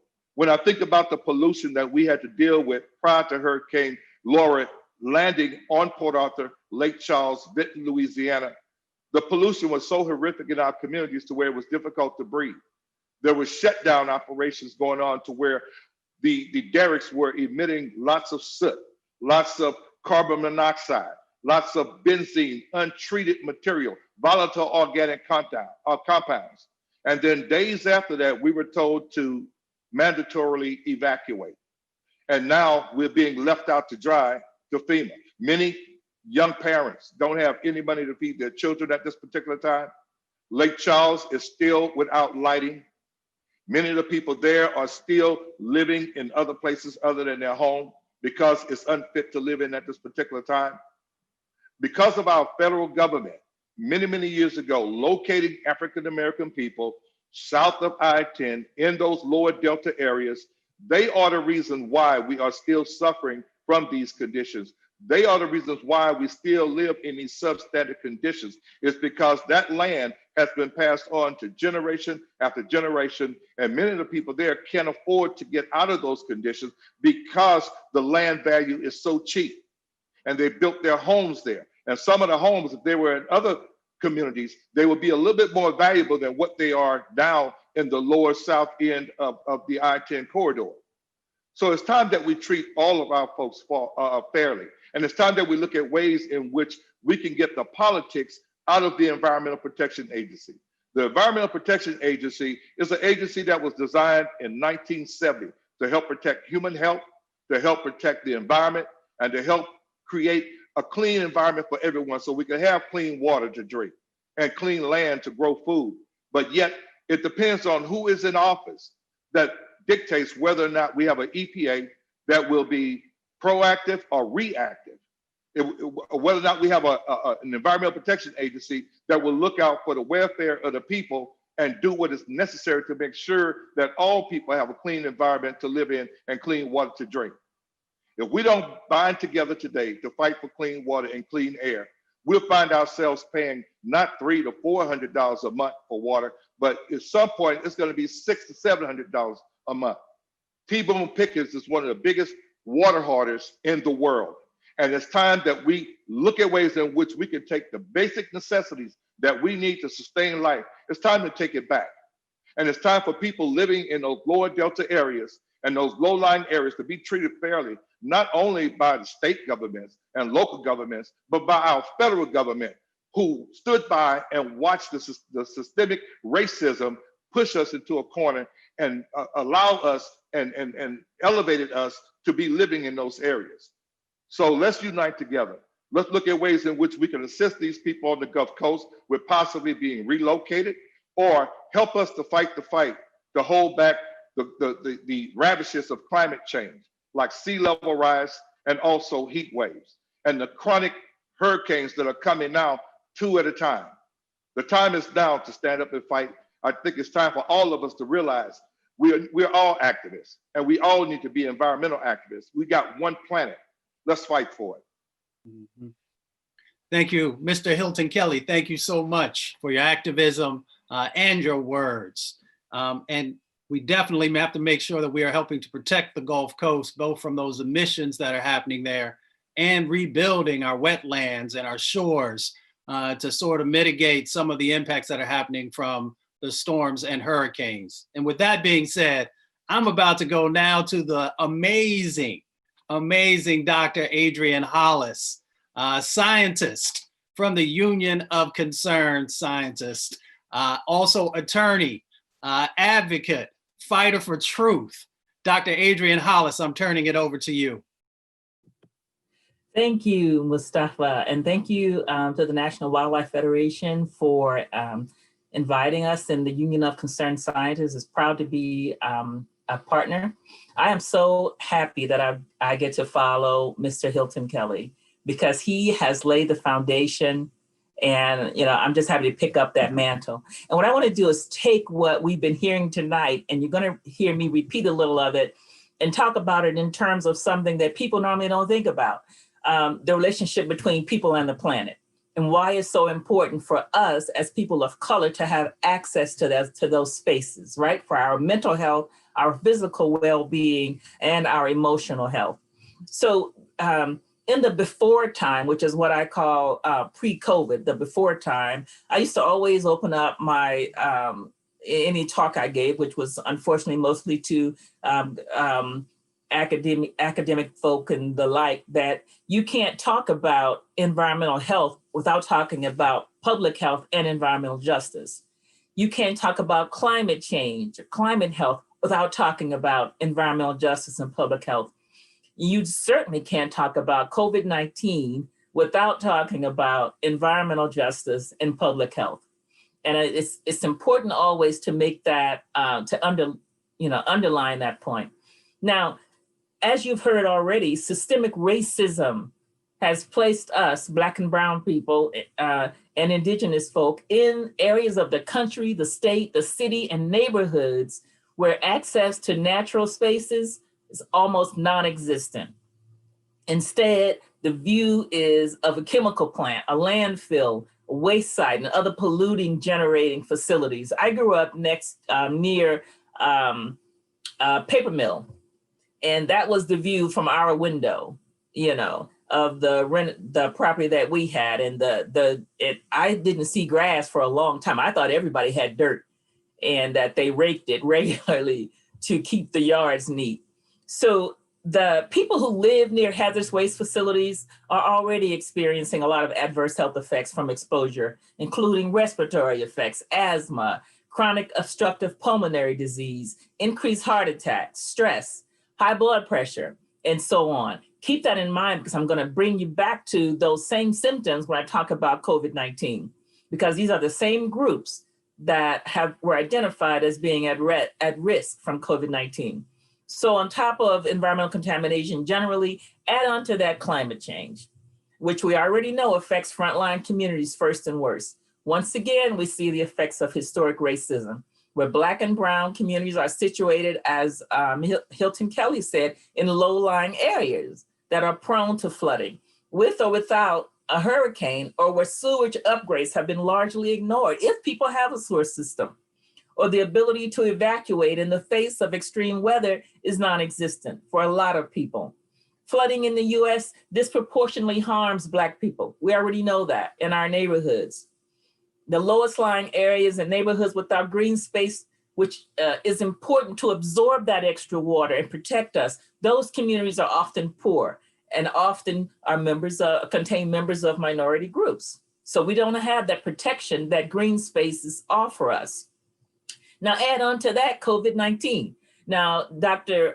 Wilson has already called it, it's the syndemic, because I've just given you 3 factors. So the pandemic itself that is COVID-19 has decimated Black and Brown communities and Indigenous communities.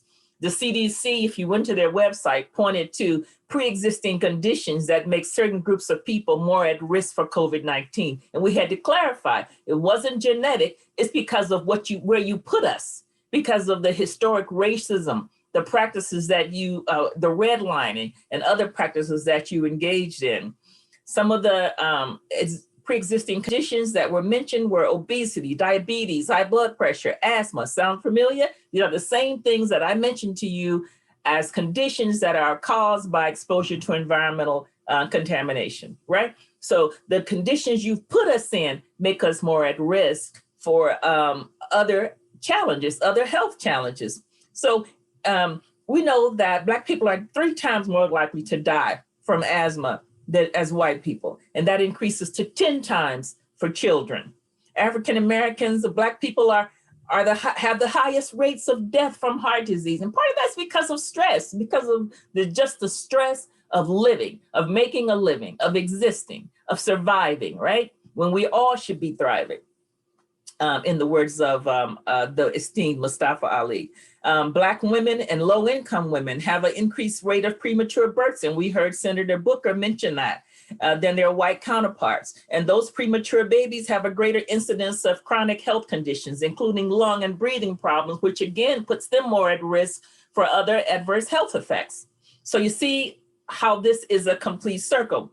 So in our communities, when we talk about, and you've heard people talk about extreme heat, we have no way to escape. Going to a place, a park where there are trees and the temperature can be 10, 20 degrees lower than in the communities where we live, which is mostly brick and mortar, right? But the distance from our homes to community parks are not walkable, or they're not safe. And they're not safe because of the economic oppression that we've been dealt, right? So all of this stems, takes us back full circle to systemic racism. So lack of community and public access to safe, open, and green space is critical for public health, right? It's critical that we have a place to go. We can't have people who, in the middle of a heat wave, stay in your home and close the windows thinking that that's going to maintain cool. You want to go to a cooling center. You want to go to an area of town that's cool. And when we talk about land use, if I could do that for a minute, where we have issues around zoning, where a residential area has been rezoned for facilities, and we lose valuable property in that way, right? Or land has been relegated as unsafe or invaluable because it's and then given to communities of color, right? And so what they should be focused on, and they being people who create legislation, and I've spoken as a lawyer, I know that. What we should be focusing on is making our areas safe, addressing systemic racism, doing things like, in certain communities, and not communities, in certain areas, for example, in downtown DC, you can see where city planners have created almost like islands of certain plants that take up toxicity and take up extra water. We need those in communities, right? We need to think about land use and natural resources and using those to benefit our community. In the middle of this new time, of COVID-19. So we're never going to go back to normal. Everything is a new normal. And in that, and as part of that, we need to think about ways to protect and provide safe areas for our communities, for each other, for ourselves, right? Something as simple as building parks, building trees, increasing access, putting grocery stores, using land for grocery stores instead of using land for fracking or using land for facilities that pollute the community. When it comes to clean water and clean air, I want to underline the importance of our green space, of trees and plants in their role that they play in providing us with clean water and clean air, with access to that. Not alone, but as a part of the greater picture. So I just wanted to underline that and take everything that's been said, especially what Mr. Kelly said, and put it in context when we talk about people and the planet, because things that affect us as individuals affect the planet, affect the plants, the trees, and animals. As a result of that, it affects us again. So everything comes full circle. Thank you, and back to you, Mustafa. Thank you, Dr. Hollis, for dropping that knowledge on everyone. And we're now going to move to our next panel, which is focused on our vote, our voice. And we're blessed to have Tamara Foster Montgomery to kick it off for us. She's here representing Southern University. We really appreciate you. And I'm going to turn it over to you now. Greetings. Good afternoon to you all. Of course, you all know that HBCUs are unique institutions and they have a powerful role in our country. And as a graduate of an HBCU, I know that our institutions are committed to the communities that we serve.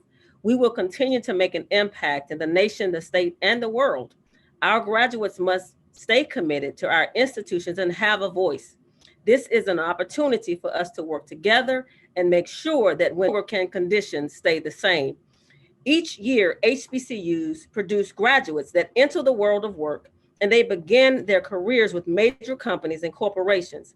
We can encourage those major corporations to invest in our communities and our HBCUs to support our programs and our students. We must step up. We must make sure that companies hire a diverse group of individuals who can represent our communities. We must make sure that we do our part and volunteer within our communities. We must hold our elected officials accountable for the communities that they serve. We must learn to talk to each other and not at each other. We cannot stay silent about the things that matter the most. The first step to solving a problem is to admit that you have one. Now that we know that we have a problem, it is time to do something about it. Thank you for this opportunity. I appreciate each and every one of you for this opportunity to talk about these most important issues that impact and affect the communities that we serve. Thank you to the National Wildlife Federation for this opportunity. Well, we thank you, and we thank every HBCU that is out there for standing strong all these years, even when not receiving the funding that you should, and still creating amazing leaders. And we know when we talk about this new clean economy, we're going to have to make sure that HBCUs and Hispanic serving institutions and tribal colleges are honored in that space, and that they have the resources that are necessary to make sure that we have the workers and the owners of those businesses. So that's that's just my little aside. With that being said, we are now going to go to Miss Holly Holliday, representing the National Coalition on Black Civic Participation. If y'all have never heard Holly share this important information, you are in for a powerful treat. And we're also going to send up prayers and blessings to Miss Melanie Campbell, also the president of the National Coalition on Black Civic Participation. Holly, I'm turning it over to you. Well, I feel like I am in great company, especially following Tamara as an HBCU grad, a proud graduate of Howard University. I feel like I'm right on time. And I also appreciate and thank you for your healing thoughts for our leader, Melanie Campbell. I'm happy to be here in her stead. I will try to do her justice. Let me just say, we have heard the agenda for Black and Brown people in America. We have heard why we need to be involved in this election. We have heard how important it is for us to lift our voice on all of these issues. Now, let me share with you what we need to do with all of that information. And it really boils down to two things. One is we need to take the census. We have until September 30th to self-respond to the census. And although I'm mainly going to talk about voting, I just wanted to get a little sneak in on the census because one, it's coming to an end, and two, many of these funding streams, many of the ways that they evaluate who's in our community and the need that we have is based on the data they collect through the census. And we know that the census is a way that they use to eliminate people in our community by them not showing up in that data. So we need you to be counted. We need you to complete the census. And I encourage you, if you have not, take a moment right now to go to my2020census.gov. It's 10 questions, 10 minutes, and you're done. And that means resources and money in your community. And it makes sure that that lets us know that you are there. And that is regardless of your citizenship. It is for all people in the United States. So please do that. I'm going to spend the balance of my time talking about something that is most important to me. We've been running the Do To in 2020 campaign, which is vote and be counted. And let me tell you, voting has never been more important than it is this year. And if I don't need to spend any time on the why you should vote, because this entire presentation has given you the why, I'm going to focus on the how. Let me let you know that this is a year like no other. Not only is it important for you to vote, but voting may be experienced differently. What that means is you need to make a plan to vote. COVID has changed everything, and voting is not exempt from that change. First of all, make sure you are registered. You may think you're registered, so verify your registration. Be safe and make sure you verify your registration. And if you aren't, it's not too late to be registered and to get registered now in every jurisdiction. Secondly, be safe. We've already heard about some of the dangers of COVID, how contagious it is. Voting should not have to be a risky exercise. Use the option to request a ballot in advance. And then you have multiple options, depending on your state, to deliver that ballot. If you don't feel comfortable mailing it, although mailing is an option, you can fill the ballot out and take it directly to your Board of Elections and drop it off in advance. Many states also have drop box locations. Again, vote, but be safe. If you choose to go and vote during an early vote period or on election day, be prepared. That may mean you experience a little bit of wait delay. Be prepared, be ready. Make sure you have your PPE, your mask, your gloves, and your hand sanitizer so that voting is a safe exercise for you. Once you voted, because I know I'm talking to the world of activists out here, I've seen and heard the passion that you bring to our environment and the issues around environmental justice. Spread some love to your network and remind them to go vote too. We need you to take everybody that you're talking to the environment about. Those are the people that we need voting at the polls, because we do not want to be sitting here November 4th and not think that we haven't done everything that we need to do to be protectionist on these issues and to make sure that the people who we choose to put in office are not our enemies, but our allies. Mustafa, thank you so much for this opportunity. I'm gonna keep it short and sweet and leave it there. Wow, that was powerful. Thank you so much. Everybody remember those powerful words that Holly shared with you. Everybody talking about getting the bag. Well, you got a chance to get $100 billion bag if you fill out that census. So don't let your communities down, and your power is your vote. So utilize it. Everybody follow the National Coalition on Black Civic Participation. There's incredible information there on the steps that you need to do. And with that being said, we are now going to transition to a bad brother. Giovanni Hernandez is a fantastic young brother on the West Coast who is holding it down in so many different areas. And we're blessed to have him with us this evening to share some words. So Giovanni, I'm going to turn it over to you. Thank you so much, Mustafa, and thank you for the National Wildlife Federation for having me here tonight. Tonight, I really want to talk about COVID and education. Now, the first thing I really want to make clear is these issues that I'm going to be talking about, they're not new. COVID just pulled the curtain back on these issues. The first issue I really want to talk about is something that's probably hitting at home for a lot of young people and parents too, the digital divide. Access to devices is a problem now and has always been a problem even before this pandemic. But it's not just devices too. What's hurting students and families is the access to quality internet connection. This isn't just going to hurt kids this year, this week, or this month, or this education cycle. It's going to hurt them in the long run.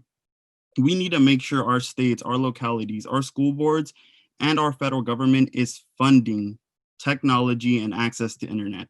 Because this isn't a problem about if students should have access, it's they need this access, especially Black and Brown communities. We need this access to succeed.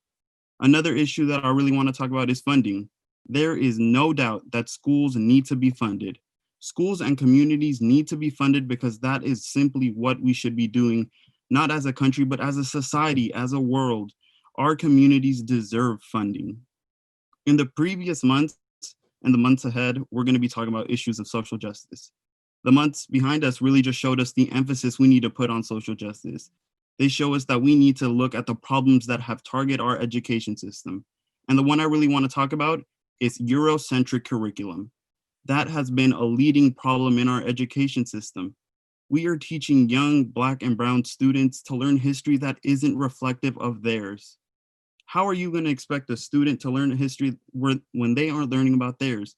If we are going to learn about our history, it has to be everyone, no matter your skin tone, no matter where you come from. Our history must be included in curriculum. Our education is supposed to be the gateway to our future. Well, we need to actually put our money where our mouth is and actually start investing in students, our communities, and our families at home.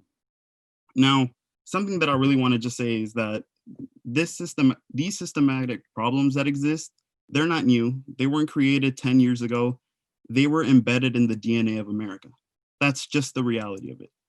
We need to hit home where it's been hitting us. at school, at our work, at our parks, in the environment that isn't being cleaned for us. That's simply what we need to do. We need to stand up together. We need to vote. We need to fill out the census. We need to do everything possible so government invests in us. We're willing to invest in ourselves, but government needs to take that action. So I really hope all of you just target your elected officials, email them, write to them, call them. That doesn't mean you're annoying them. That means you're doing your civic duty and putting them on the spot. That's our responsibility as citizens, not just citizens for voting measures, but citizens of this country, being active participants in a democracy. We know that racism, the inequities that exist in education and every other system, they're in the foundation of this country. And together we need to make this a more inclusive society, especially for our Black and Brown communities. That's simply what we need to do. This isn't more of a call to action, this is more of a call to unity as well. Something that I really want to emphasize that Mustafa mentioned earlier is this is intergenerational. Everyone is part of this conversation. These issues, the issues that have hurt generations before us, are going to keep hurting us again. It's time we actually address these issues. And to the people watching at home, just know this isn't just about me or about the other people that are just here. This is about all of us. This is truly a conversation for everyone. So I hope you get active, you get involved, you call your local representatives and you tell them how it is, how society is and how racism is, because you know the experience. So let them know too. And now I'll take it back to Mustafa. Brother Giovanni Hernandez, thank you so much. You are incredible. Thank you for your words of unity, but also a focus about how we can make real change happen together. And with that being said, we are now going to go to our final speaker for this panel, our closing panel, Keister Wheeler, the Assistant Secretary of State for Michigan. Brother Wheeler, I am now going to turn it over to you. It is my pleasure, Brother Dr. Mustafa Santiago Ali. I love your energy. You have been hanging in there, my man. I want to, first of all, let you know how excited I am to be in this moment. When I look at all of the protests and demonstrations that are taking place in all 50 states across this country and 60 plus states across this world, I am encouraged. I think we are in a moment that none of us have ever seen and none of us could have imagined. I think while we acknowledge that COVID-19 is a pandemic and we have declared a state of emergency, we also recognize the need to acknowledge that poverty is a pandemic and we still have to declare a state of emergency. We also know that racism and rogue policing is in fact a pandemic and we demand that the world declares a state of emergency. So I just want you to know that I am encouraged. If you don't hear anything else that I say, when people ask how long we fight, there's only one answer. We fight until we win. It's real simple. I believe the very best way to predict the future is to create it. And I know that where we live should never determine if we live or die. I am encouraged. I am honored to serve as your Assistant Secretary of State here in Michigan. We've got some new voting rights here in Michigan. And speaking of Michigan, let me just do a quick shout out. First of all, let me acknowledge Brother Giovanni. He's got a little swag. You would almost think he might be a Detroit boy. He's just cool. And I appreciate all of your encouragement, all of your remarks, Brother Giovanni. But let me acknowledge all of my Michigan colleagues, Brother Derek Johnson, Mayor Karen Weaver, and Brother Ernest Coverson, Simone Lightfoot, and Miss Monica Patrick. You know, all of those are my Michigan colleagues. They may be in different parts of the world now, but you could feel that Michigan in their blood. But we've got a new set of voting rights here in Michigan. No excuse absentee voting, same-day voter registration. And we have participated in so many protests and demonstrations.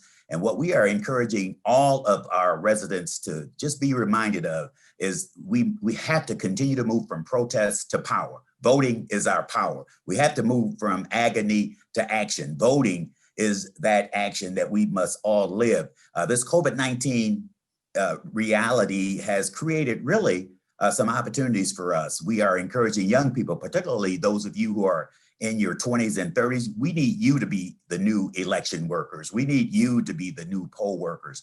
Those of us, well, I should say those of you who are over 50, I'm somewhere there, but Many of us who live with these compromised immune systems, we're not the ones who should be working the polls. We should take advantage of this opportunity to vote from the comfort of our homes, no excuse absentee voting. And let me just add one dose of clarity. Many of you probably understand this.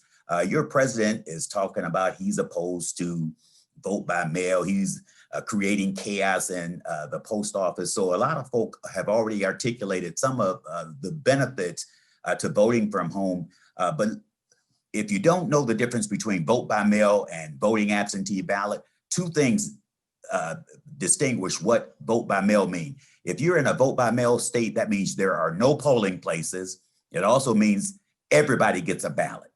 If you have to make application for a ballot, you're not a vote by mail state. If you have polling places, you're not a vote by mail state, but you will still take advantage of voting by absentee ballot. In Michigan, we had 2.5 million people vote. 1.6 voted by mail via the absentee process. They voted from the comfort of their homes. African Americans and communities of color, we tend to like to go to the poll and slide our ballot into that machine. We're saying in this COVID-19 environment, vote from the comfort of your home, take advantage of ballot boxes, take advantage of ballot tracking. There is new technology available. One of the best relationships all of you can have on the way to election day is with your local clerk. Make sure that there's ample PPE equipment and raise your voice in this moment. And I guess I'll conclude by simply saying a couple of things. Voting, entrepreneurialism, education, health and wellness. Those are the cornerstones to our future. In spite of all the challenges that we have, I am so encouraged when I see so many young people that are industry, black and white, brown and yellow, taking it to the man. Rogue policing is unacceptable. Since the murder of George Floyd, at least one African-American has been shot or killed by rogue police officers across this country every week. Every week. That's unacceptable. Somebody ought to be mad. Somebody ought to do something. And I am saying when you vote, you do something. Brother Mustafa Ali, thank you so very much for having me. And let's fight until we win. Thank you. Assistant Secretary Wheeler, thank you so much for all that you continue to do also. Well, we have come to the end of our journey to a degree. I just want to remind folks of a couple of things real quickly. I want to make sure that everybody gets a copy of the summary of findings, the COVID-19 Environmental Justice Roundtable series. Make sure you get that. It talks about all of the roundtables, the regional roundtables to date, leading us up to this national town hall, but our work is not done. We also need you to submit your recommendations, those policy recommendations around environmental justice, around climate change, around addressing systemic racism, around housing and job creation, and all the other things that we talked about tonight. We still have responsibility in this space. I also want to thank all of our national partners, the American Public Health Association, Amnesty International, the Blue-Green Alliance, the National Children's Campaign, the Coalition on Black Civic Participation, the Union of Concerned Scientists, and of course, the Environmental Justice Journal. And we also just want to remind folks that your recommendations are going to go into this final report. And that final report will be shared with folks on Capitol Hill, will be shared with folks in the state houses, will be shared with the new administration in 2021 to make sure that we are holding people accountable. And we are also sharing all of these voices that have come from across our country. And remember these last parting words. You have power unless you give it away. So our power is tied up in our vote. Make sure that all the folks who share with you the steps that are necessary, that you do it. Make sure that you're also filling out that census to make sure that your communities get the resources that are so critical to build that infrastructure that we talked about. And let's make sure, as Giovanni and others shared with us, that we are coming together. We are coming together to make the change that is necessary to dismantle systemic racism, but also to build our communities so that they are healthier and stronger and that they are more equitable. So I want to thank everyone for tuning in, the thousands of people across the country and those who will watch this video as it's being rebroadcast, because we have power and we are going to make sure that change happens. Everyone have a blessed and safe evening, and we'll talk to you soon.